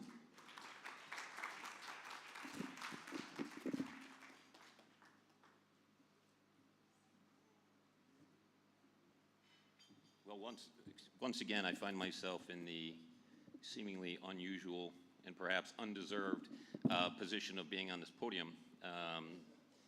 You women have been so inspiring throughout this entire event, and I am one of the people who, as Tonia mentioned, have been over the last 2 decades to most of the largest and most prestigious birding events, and feel the bar has been raised, and I feel very sorry for the next hosts to try and match what you've done here in this inaugural event here in Uganda. So applause to everybody involved. Specifically to a couple of the points, obviously I started as a bird bum, I called myself, not making any money, passion of a labor of love, you know, as a first seasonal field research biologist, then to a bird guide, and now as an optics professional. So I have a kind of unique perspective. Wendy had mentioned earlier in her talk about how her birding experience changed when she upgraded her optics, okay? And I do obviously have a very strong opinion on that as a professional in that industry. And I think it's very important that we work together to try and find a way to get all of the upcoming bird guides here in Uganda better tools. The tools that you have will allow you not only to be more successful, but incorporating spotting scopes will give your guests a better experience and make them want to return and bring their friends with them. And I think we need to find affordable ways to bridge the gap of the expense of this. And I think as COA, at least, I would pledge that we would do everything in our power to do so. I'd like to encourage the ministry to consider ways to waive prohibitive import taxes in the same way that hoteliers and you know, restaurateurs are able to bring in non-competing products that are not found in Uganda without, you know, an oppressive or, you know, overwhelming import tax. And maybe that's done through what we're talking about with the guide licensing, you know, once someone's recognized as a licensed guide to be able to do that. So that's what I've got to offer as an optics professional. I thank you so much for allowing me, again, an unlikely person to be standing on this stage. So thank you for your great hospitality. It's been a great honor being here. Thank you.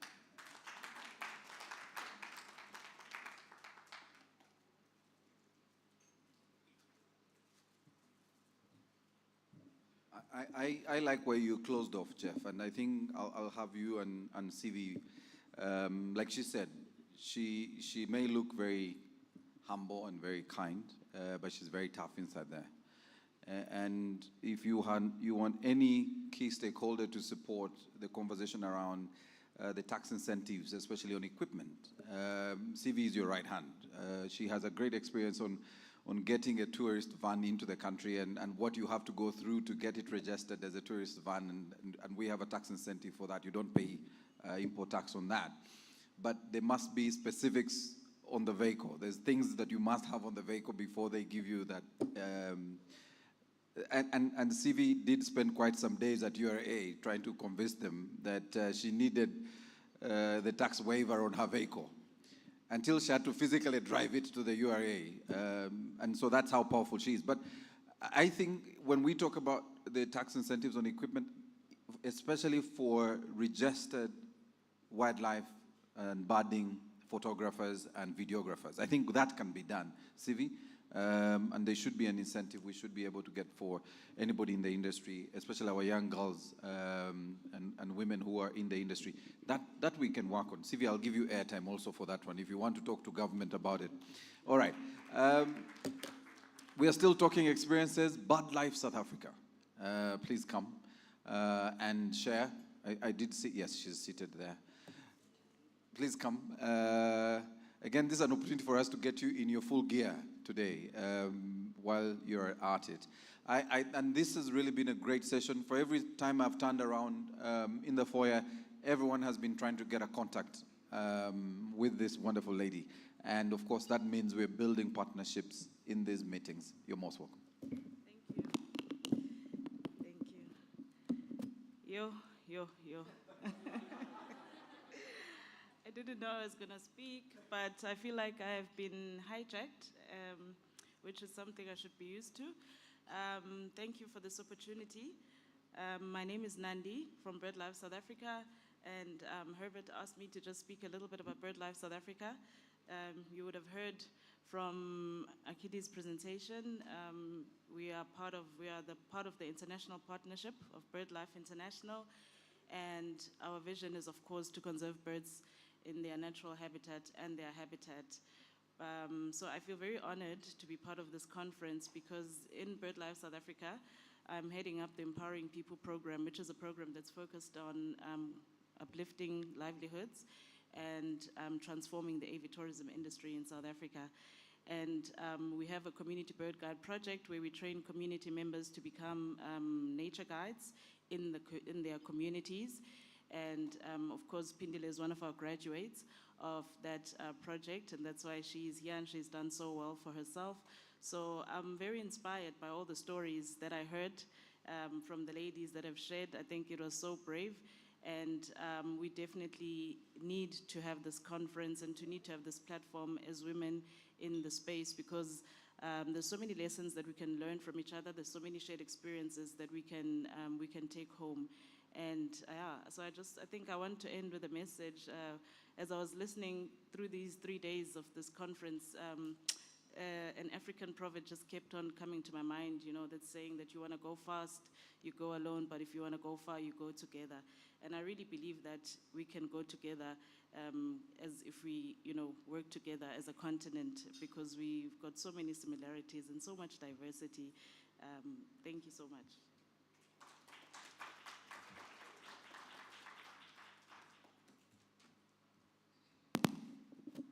Thank you very much, Nandi, and your team, Team South Africa, that is here for the conference.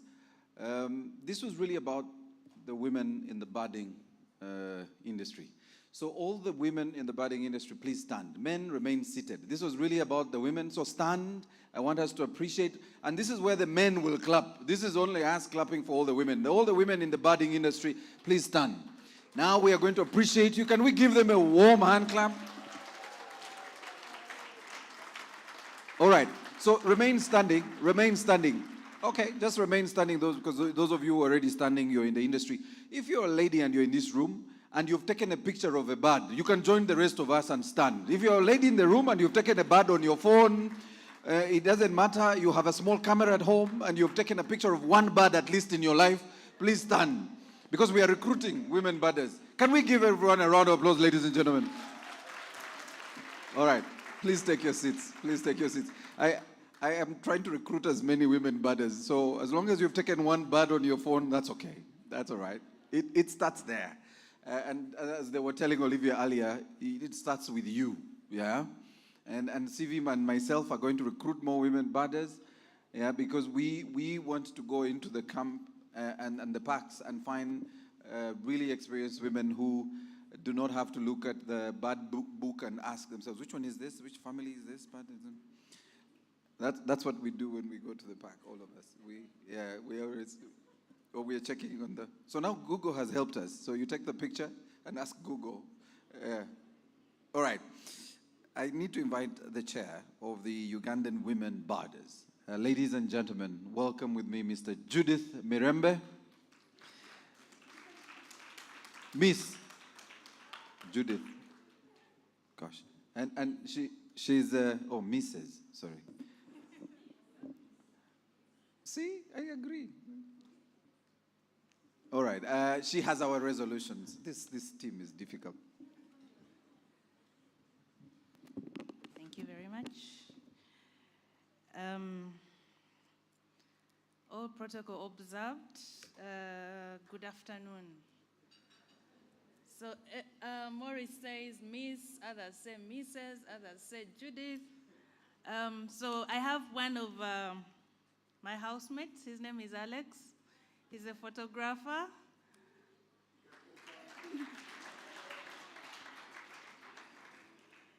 Yeah, a lot of things have been said.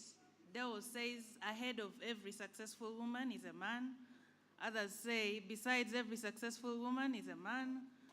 Others say behind every successful man is a woman. So women and men, Davis is asking which is which. So it doesn't matter. What matters is that we are growing together.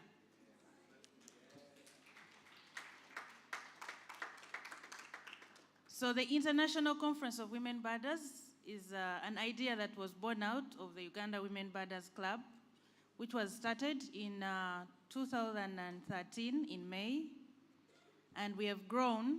So we are celebrating today. I would like to congratulate all the people in the room upon a successful event. And and we look forward to more successes. So the objectives of the conference, but they're not limited to these. The first of them was sharing stories from the different women across the world. We were looking at mentoring the young women that are coming into the industry. We looked at networking and building partnerships, and I believe that we have achieved all of them. If not all of them, at least 99.1%. Thank you very much for all your collaborations. So I'll start off with a few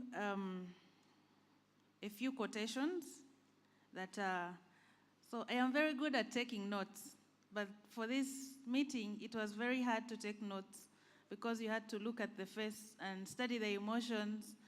So I might have skipped out some of them. In case I skip anything, like you heard, Diana called me a baby, so I'm a baby in conservation. I am a baby in bird watching. I am a baby in tourism enterprises. In case I make anything, babies are always forgiven, right? So just to start it off, birds have to fly with their own wings, and you must find your wings. Work is finding gaps to fill, and you must find that gap. Women bring talent, traits, and tenacity. Challenges exist, but you must rise and thrive. It's more than birds, it's butterflies, culture, food, reptiles, smiles, dance, and many others that make a memorable trip. Some of the resolutions that we came up, oh, I've forgotten this one. Passion is the biggest driver for success. Some of the resolutions and commitments that we came up, in no particular order: regional outreaches to increase the number of women birders. And some of these are not limited to only the women. Please, the men, join us and we take this mantle on. Infrastructure development. This was the roads connecting to the protected areas or to the birding areas. So these are roads within and outside protected areas, as well as structures like canopy towers, trails, boardwalks, and all these as to enhance the birding experience. The other commitment was supporting women-led businesses, and that the support is available. This is in form of grants and loans. This is from the Private Sector Foundation, Uganda, the European Union, and they went ahead to invite us for a business forum in March 5th to 7th, 2024. We were also urged to bridge the gap between women and men in conservation, highlighting that they're only 30%. And I, as the chairperson of the Uganda Women Birders, I'm already doing this. I've introduced a number of women to the crazy world of research. You wear gumboots for the whole day. The sun will hit you. Sometimes the rivers are overflowing, and you have to walk regardless of whether the water is entering your gumboots, but you do it because you're passionate. There are already a number of women that have joined the bandwagon in research. There is Abia. I think I've also introduced Daphne, and I was looking to take someone else to see what else they can do to conserve birds, not just tourism. There is extensive marketing in source markets. UTB, Sophie from UTB highlighted some of the fairs and festivals, and they pledged to support. We got support from Kowa Optics and the international guests, Naturalist Journeys, Inala Tours, and they've all promised that we shall never lack. As of today, I think I have a right to declare Uganda Women Birders as the ambassadors of Kowa Optics.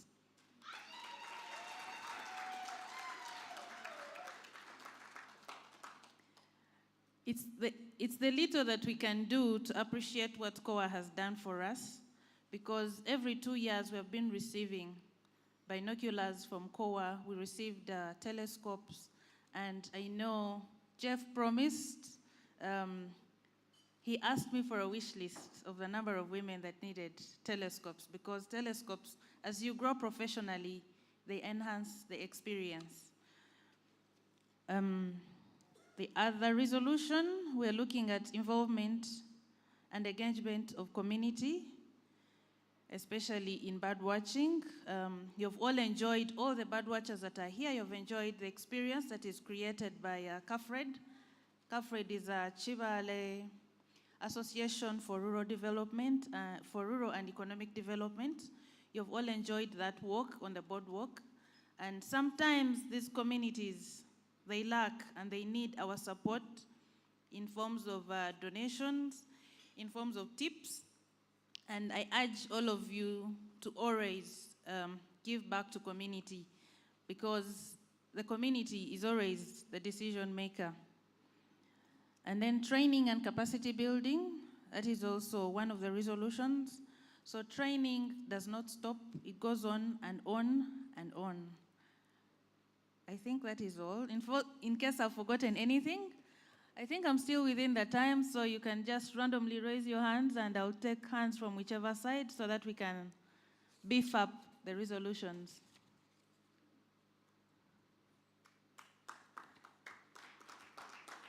Thank you very much. On behalf of the Uganda Women Birders, on my own behalf, on behalf of the birding community, I would like to thank all of you for making it today. It's been 3 days, 3 busy days, intensive as it was, but you've come in big numbers.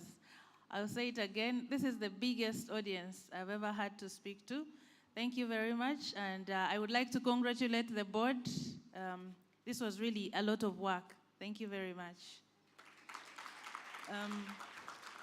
So just before I leave again, sometimes I keep forgetting, I would like to congratulate the lovely ladies that welcomed us. They're all women birders, they're practicing.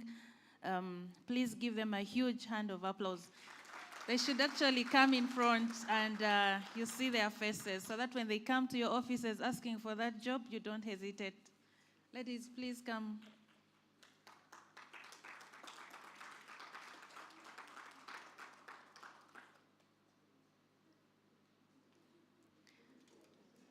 Ladies, please come.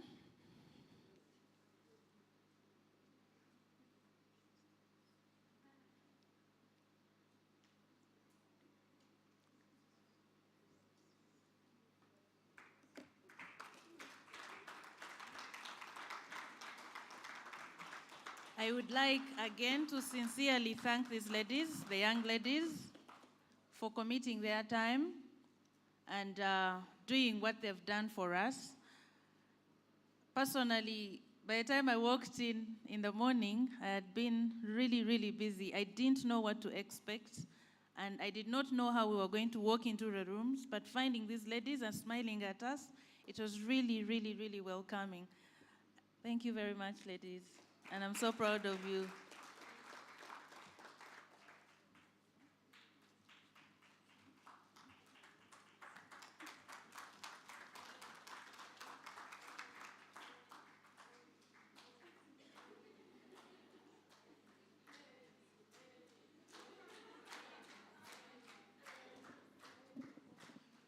All right.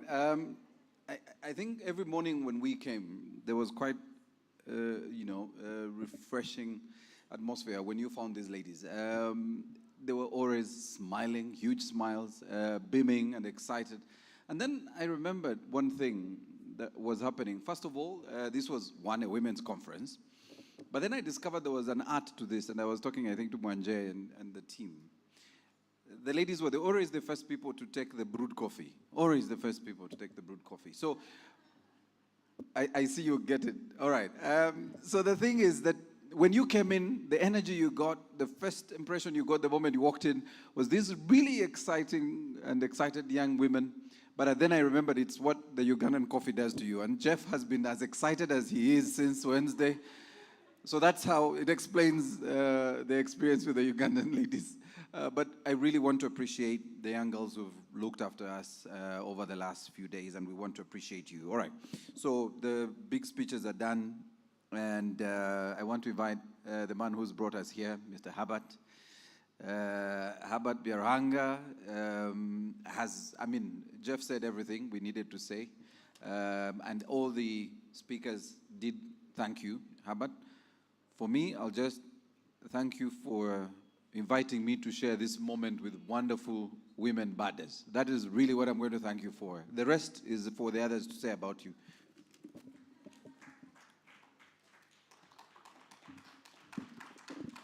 Thank you, Maurice. I want to begin by thanking Maurice for accepting on a phone call, on a message, to come and be with us. You know, he's an expert, he's a national person, he has a big responsibility in this country to come and become an MC without a single penny. Maurice, I thank you very much. I will take you for a budding holiday. And yes? They're giving him a free holiday from Pakuba Lodge, where we always meet.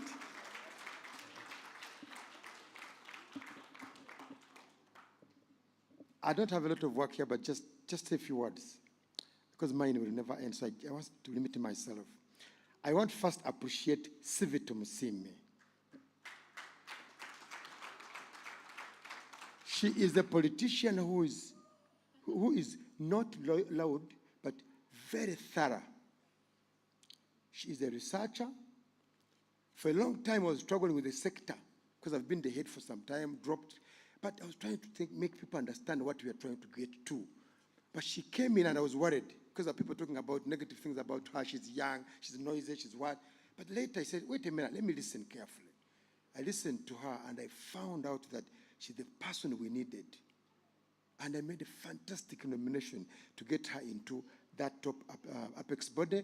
And I can tell you, the sector is very active. We are here because of her. And she was able to be given a good position in the PSFU circles. She runs the lodge. She came in as a young person and she started running a lodge. And I can tell you, she's a strategist. Every tourist guide goes to the lodge. There's no level of high-end, low-end. You are all guests. You eat together. You do everything together. And all the other lodges around, they're asking, but who is this woman? What method does she use? How does she make money? How does she feed everybody? She's like, it is our lodge. Please sleep, eat, and be happy. I don't know whether she makes profits or not, but that is very rare. Another thing about this lady, as I finish, she reads details.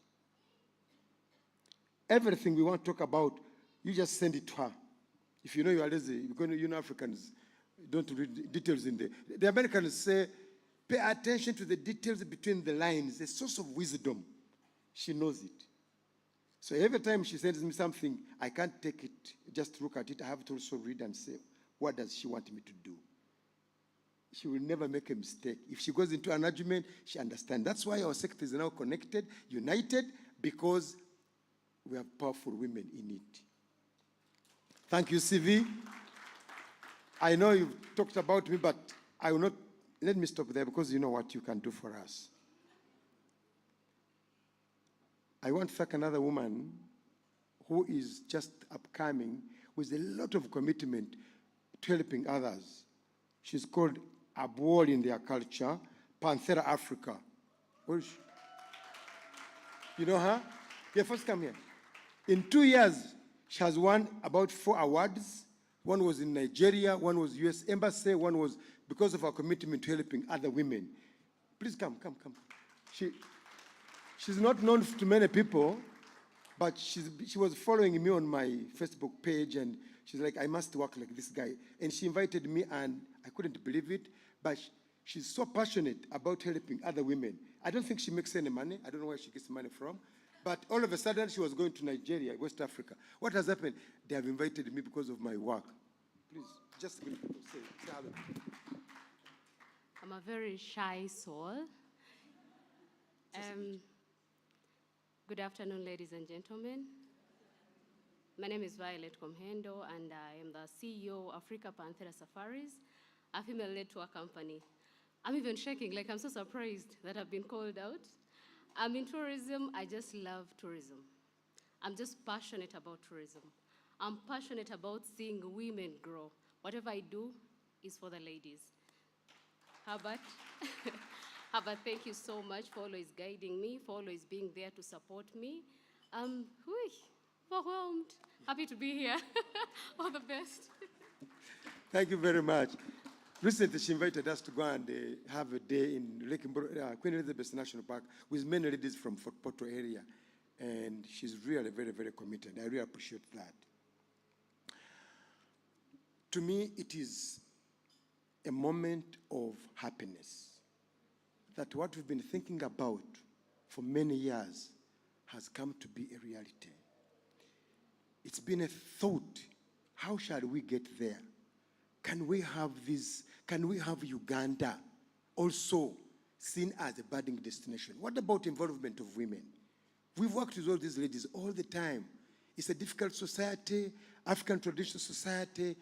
A man standing with a woman, it becomes an issue, but we stood strong. And these girls are very strong. You had them here. They mean what they're talking about. We are all determined. When I say we are all determined, both, like Judith said, men and women, we want to get there. We don't want to see Uganda in isolation. We want to see East Africa. We want to see Africa working together. We want to see the whole world working together. It is our unified effort that will help us achieve our dreams. Empowering women is not by words. The women must have income. They must have money. If my mother didn't have some sort of income, if I told you my story, most of you would just weep and go away. But she had to make sure this boy gets educated. Through what? Other means. So if women have money, have resources, the world is powered. The homes will be empowered. We will not die poor. Because the women will make sure their children go to school. They will make sure, if you tell them, please protect the wildlife, they will do it. If you tell them plant trees, somebody was talking about, I know PSFU has a big program to support, to start planting trees. Let's look at these women in rural areas, around protected areas. They will be the best agents. I am proud to be associated with PSFU. I was a board member some time back, but I'm very proud that the tourism sector is now among the 12, 13 sectors PSFU supports. I'm extremely proud about PSFU for putting their foot on the ground and say, we must support tourism. We must support tourism. If they didn't come and play, you wouldn't be here. One small lady who's seated there, that young lady there, please just put up your head and see you. No, please come. Let me tell you, I don't want to make big speeches, but I must appreciate these people. Now, she's a junior officer. She's a junior officer, but she is this lady whom you will talk to at 2 a.m. I am working on this thing. The first day we came here, we sat there together at around 1 a.m. Are we going to have this done? She's like, I will sleep here. She told me, I'm going to sleep here. We must have it done. She can weep tears. She can look around. She can knock on every door. We must have this done. We must have this done. Isabella, we appreciate you. Can you greet them? This is Howard. Just say hello to them. Hi, how are you? Thank you for attending this for the 3 days. I'm really happy and overwhelmed by the numbers. Having a full house for 3 days is an immense achievement. So I am thankful to you as the participants more than anything. I run a company, Bad Uganda Safaris, which I rarely talk about. I am the power behind it, but we got a project a few years ago with PSFU in the lead farm structure. We've been training people. We are even now training many more, 70% of women. So it was kind of a push, and we really appreciate this, and she's in charge of our work. Without PSF, you would have really had problems with this project. But they have been with us. The board, the power behind all the board is so powerful. They are very, very thorough. They are very critical. The new board at PSF, like I said, there is CV, there is the vice chair, there are other people. They pay attention to details. And that's why you see the Private Sector Foundation has come out to say private sector must grow. The growth of business is their mission. And I can tell you, we appreciate this. The friends who have come from abroad, friends who have come from America, from South America. Yesterday I made a mistake and forgot to talk about Andrea. She guided me in 2017 when I was in Ecuador. Thank you very much for coming. Thank you very much. You have committed your time, given us expensive equipment, which takes us many years to buy. These ladies are very, very, very happy. I've been talking to them. I slept at 2 a.m. They are all very happy that now we can run training programs. We can go out in the field. We can also record. When I was in Colombia, they did this what we call the Global Big Day. It was everywhere, everywhere. Then I looked at my country. I said, how can we get everybody to do this? Now we are coming there. Next year, we are going to be seen as a destination, and because of this equipment we have here. 2 years ago, Uganda appeared to be among the top budding destinations on the Global Big Day because of Prosi Nanyombi. She posted bird number 5,000, and before we knew it, everybody around the world, bird number 5,000 is from Uganda. Who has done it? Prosi. I started looking at, who is this one? Then I found, oh, it's our own Prosi. She's a forest bird. She's a forest girl. She knows all the calls, all the birds in the forest. To all of you from the tourism sector, conservation area, no, before I go that, Nature Uganda has been here for a long time, BirdLife partner. They are the reasons I went to South Africa in 2001 to train as a trainer under BirdLife International, and I was in a place called the Wakestrum through BirdLife South Africa. I have my OG there, Findi. They trained us for a month, and when I came back, I said, no, now it's going to be a different Uganda. And we really appreciate Nature Uganda so much, and BirdLife International, BirdLife South Africa for supporting us. And this is the result from 2001 that they said we must have Africa partners working together. Thank you very much, BirdLife South Africa. Let us create jobs. Madam Vice Chair of PSFU, let this be a beginning of creating jobs through these women. Let us work hard and create jobs. Occupations are very, very important. We need to make sure that every service provided is accounted for through a skills system. If you are a bird guide, I don't mean BAD, BIRD, you are qualified so that you earn money that is documented. When I talked about this a few years ago, people thought I'm going to create taxes for the private sector. I got so many people hating me. I said, that is temporary hatred. It's okay. But now people have been assessed. They have their certificates. They have their licenses from Uganda Tourism Board. They are assured of payments. There's no tour operator from today or from the other day who is going to employ a guide without giving a contract because they know it is illegal. All these female birders you see here, they are very confident and they are going to be employed properly. Their money will be paid very well. There's no more harassment they were talking about. It cannot be there anymore because the law now appreciates the role they play. I want to thank, in particular, Peg Abbott from Naturalist Journeys.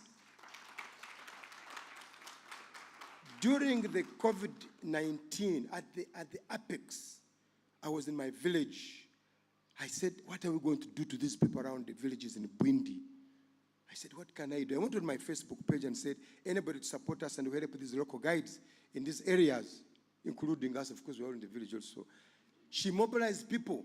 We got about $20,000. She was sending money, firing it.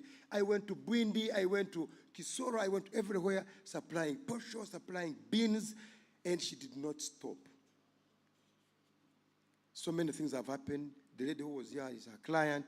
She's been spreading all over the world, and she has even mobilized money to train 8 of these ladies here. From tomorrow, they are in training, going to Sipi Falls, Pianupe, up to Kidepo. And she has also offered an opportunity for our girls to sit in a plane from Kidepo to Entebbe. Very powerful lady. She's now among the top 3 budding companies in the United States because she runs tours around the world. Unfortunately, the best thing Ugandans must learn, East Africans must learn, she's a guide. She's a guide. In Uganda, people say when you are a guide, when you become a tour operator, you have become another rank. Therefore, you are a general, you cannot become a guide anymore. I think that's a very bad narrative. We should be able to understand. You can become a professional and you run your business. I've always asked you, if you are a teacher, can't you run a school? If you are a doctor, can't you run a clinic or a hospital? Thank you, Peg. We love you so much. I thank everybody for coming. Thank you for being with us. And I must thank Peter Mwanja from Last Events Warehouse for working hard. People have been coming here, you saw. Every day looks different. Did you see that? Every day has the different design. Last night I was seated with Sarah. We left here at 10:30. It was nothing, it was the same, all white. This morning coming here at 7, it was all different. These guys work at night. Thank you very much, you people. What fantastic. We are proud of you. You have made us proud. We have become very international, and that's excellent. Allow me to take this opportunity to invite my friend, the chairperson, the vice chairperson of Private Sector Foundation, to come and close this convention. But before she comes, after this, we shall have a photo here with her of the East African women birders, then another one for African women birders, and then global. So we can do African and then global. Then after that, we shall go outside to have a photo for all of us at the entrance of Sheraton so that we're able to make a signature photograph to put in your books as we count history. Sarah, you are welcome to come and address people. Now, as she walks here, Sarah is one of the most brilliant people, a guild president of the most brilliant university, Makerere University. She runs the Soft Power social media platform, which has been leading award. Yesterday, she even got another award. She's soft-spoken, very thorough, very brilliant woman. You can never quarrel with her. She will look at you. If she realizes you are going to quarrel, she can disappear. But if she strikes like a leopard, you don't believe what she will have told you. Thank you, Sarah. Please welcome.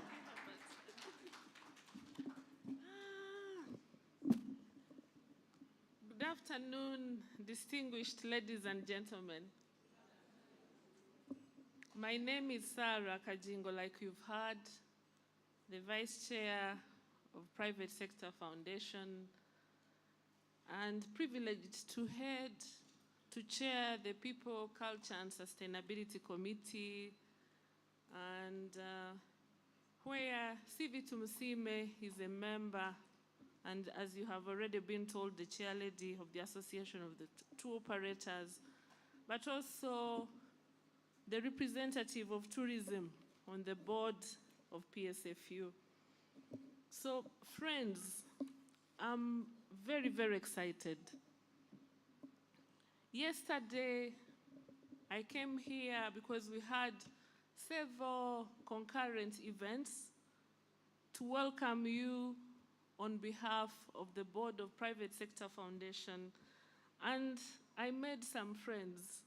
I met Andrea from Ecuador, I met Bella from China, I met Jamie from US, but the one thing they all told me is that they feel very welcome in Uganda. And a round of applause to Uganda. Thank you very much, and welcome all of you to Uganda, the Pearl of Africa. Now, this morning, we had an event convened in partnership with UNDP and the European Union on the Gender Equality Seal. So at Private Sector Foundation, we value gender equality. And we have already, updated our HR manuals, our C-suite, the lady you saw speaking here, Grace, and another are part of the C-suite of Private Sector Foundation, because we know that it's not only the right thing to do, but it makes business sense to have a gender equitable organization. So I'm very, very excited. We have also been recognized. We sat the exams and passed them as Private Sector Foundation. But we are here today for tourism, for birding, and how befitting the theme is empowering women for eco-birding world. Birding is virgin in Uganda, and I hope that the ladies listening to us outside there can create themselves a niche in birding, open businesses. We are happy to partner with the government of the Republic of Uganda to co-implement GROW, a project funded by the World Bank to specifically businesses from micro to medium and onwards. And you can fly, so start. Invest in this virgin business, in this virgin sector of birding, open up businesses. We will be able to support you at PSFU. Recently, Sivi and I took a team of over 20 women tour operators to the World Travel Market, thanks to GROW, thanks to Private Sector Foundation.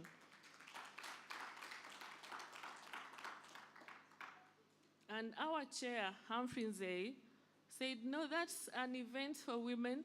Please just go there and tell them to fly. May the women birders fly. May you continue to thrive.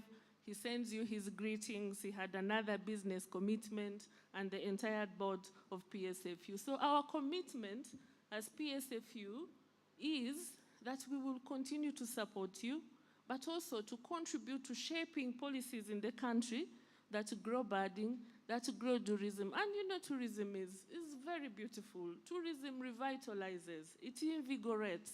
So it's a nice thing to do. I congratulate you, Herbert, on a successful event. Herbert is a very brilliant mind. He has made immense contribution to the positioning Uganda as a bird destination. I think he has stepped out, but we really do congratulate him. Judith has summarized this, and I can see all of you are looking forward to experience Uganda's hospitality.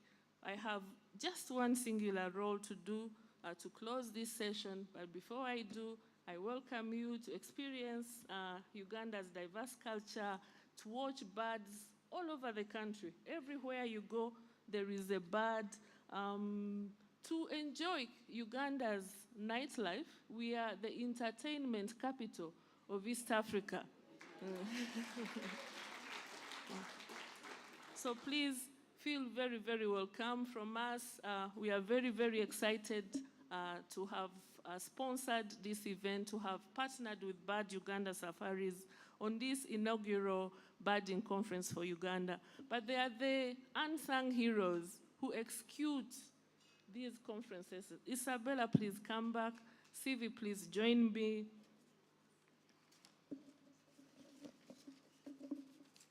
Isabella is our business and tourism specialist. And because we are keen on dignified jobs for young people, and especially young women, we have partnered with MasterCard Foundation on creating decent work. And so far, under the lead farm structure where she serves, we have cumulatively created 416,000 jobs, both directly and indirectly. So this is to just provoke you, women birders, please step your act up, write to us, approach us. CV and Isabella will be happy to handhold you. And with those few remarks, I declare the inaugural International Conference of Women Birders closed and welcome you to experience Uganda's hospitality.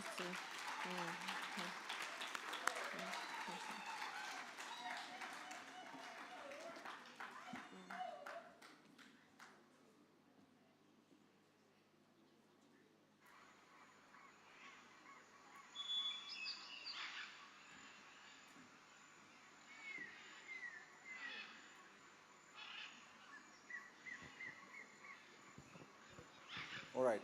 So, first of all, can we appreciate the Private Sector Foundation for supporting the women birders? Please send our love, Sarah, to PSFU and the entire team. They just held their AGM, and they've been quite busy in the last few days. So we're really glad that you could find time, because even this morning you're at another activity. So the very first photo is Herbert. Whoever has Herbert should release him. You know, ushers I'm sure they're not birds, or he could have had some sound, and he's following the bird. So can we have the East African birders, the women birders, please come. The very first photo is for the East African women birders. At least I know the category was East Africa, then Africa, then global, okay?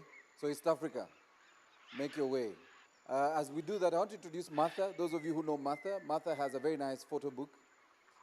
Please buy a copy, it's just $20. There is a calendar too. And all the photographs in the photo book were taken by her. So she's a really great photographer and birder. So yes, that's the book. Yes, there you go. I'm glad Sivi is asking. She's the one with the most money in this room after Kajingo. Among the Ugandan investors, she's our lead investor here. The other one is Betty there, Mburara. You also take a photo book to Betty. She's there, she's there. Yes, you must take a photo book to Miss Betty there. Mburara has to have this photo book at both Chimpundu and Mburara have to have the photo book at the reception. Oh, this looks very beautiful, doesn't it? Look at this. East African. So we have representation from Kenya. Kenya, I know Martha is from Kenya. Any other person with us from Kenya? And then we have, oh yes. And then we have Tanzania. Where are my sisters from Tanzania? Ah, there you go. Oh yeah, this is a good idea. Photographers, this is the only monument you have. Now, I've also discovered something at this conference, that if you want the best introduction to any speaker at a conference, you invite Herbert Biarahanga. He will give you the best introduction for a speaker, because his is very raw. No, he doesn't polish it. So he will remind you about what, I mean, Sarah Kajingo was the guild president like 20 years ago. Sarah, he still mentions this, that Sarah Kajingo was still, all right. She was the guild president for Africa's finest university, and is now championing the private sector initiatives in business, in tourism, and media. All right? Very few people mention that she's also worked with the president of this country. You don't forget that. All right. So, Herbert is the only one missing. Mwanje, where is Herbert? All right. And he's not a female bird anyway, so that's okay. All right, thank you, East Africa. Can we have Africa? So you stay there, East Africa stay. Can we have the South African sisters join us? Doctor, you also now East Africa. For you, you're Africa. Our sisters from South Africa. Yo. Our sisters from South Africa have joined us. Yo, yo, yo. All right? Oh, can I also mention that if you haven't experienced Uganda's nightlife, my sister Nandi is the best example of someone who's experienced Uganda's nightlife. I was told at the reception they saw a very beautiful lady walking in at a very late hour last night. I won't tell you what time she came into the hotel because that's private information. But she also experienced the border life, which not many people will experience. So she did a border. And the other experience she had was downtown. She went downtown. That's when you know that's a real African woman. So she went downtown. She had a border experience and also experienced Uganda's finest nightlife. There's nowhere in the world that there is the most captivating nightlife like there is in Kampala. In fact, I think for us, we never go to bed. We only go to bed in the morning when we're just going to change clothes and then come back. All right? So we've, how about finally? Okay. So the next one will be the one which is global. So happy people. All right. So thank you. Now you guys can go and take your seats because we're going to do the global one. Let's have our global women badders. Global will include South Africa, of course, Tanzania and Kenya stay. So we are now representing those who are not Ugandan. Judith stays because she's the chair. So all the other women badders, Kenya, Tanzania, South Africa, Canada, Ecuador, the US, can we join? All the countries that are represented here. Women badders. So I don't expect, apart from Hubbard, because he's the unhosted. South Africa, Kenya, Tanzania, Ecuador, Canada, China, the USA are all represented in this very one photo. This represents, where is Olivia? She was asking for the global representation. That's the global representation at the conference. And Judith represents all of us from Uganda. There you go. We have the official camera here, guys, in the middle, all right? And you're in the very special month of December in our calendar. Okay. Thank you, ladies and gentlemen. Big round of applause for all the organizers and our sponsors. And Hubbard requested, hopefully you all have your lunch coupon. Please make sure you have your lunch coupon. If you don't, ask the ladies as you get out. But Hubbard is leading us to the photo. So Jeff, the rest of us, the men who are here attending the conference, the only photo we are going to be in is the one at the stairs, where we are all in one photo. So Jeff and Hubbard, please lead us to the stairs. Ushers, please show our delegates to the stairs at the front, where we are taking the group photo. Hubbard? Yes, microphone, this microphone? Yes. Okay, thank you very much. After the photo, after lunch, we're going to have a budding clinic, 2 budding clinics.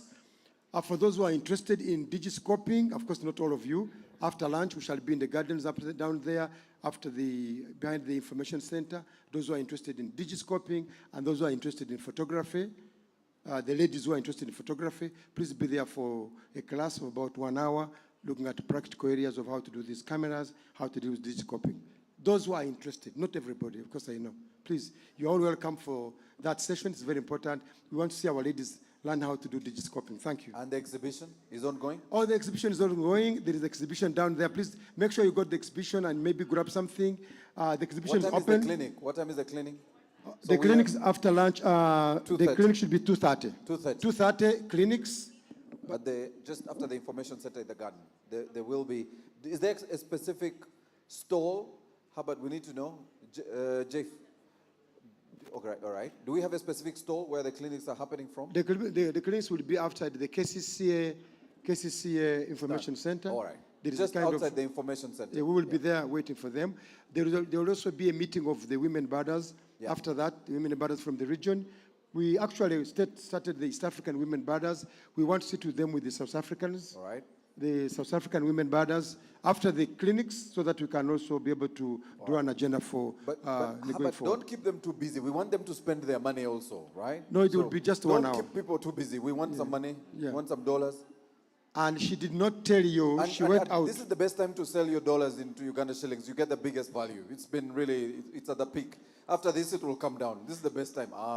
So let's go for the picture outside there. She knows what to do. Photograph. All right, ushers, let's have the photograph. Ushers, lead our guests to the stairs. Ladies and gentlemen, please, let's go take this very nice group photo.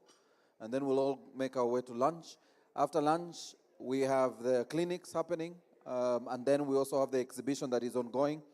We want to appreciate all our stakeholders and all the sponsors, the Private Sector Foundation Uganda, the KCCA that offered us the green and the gardens for the exhibition, and of course, the service providers, as mentioned here. Events Warehouse was mentioned, and all the key service providers that have been here. The organizing team, we really want to appreciate all of you for the great work done.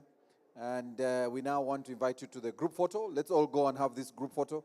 And then lunch will be served immediately in the same place, the Paradise Restaurant. And then we'll make our way to the clinics and also the exhibition. Thank you very much.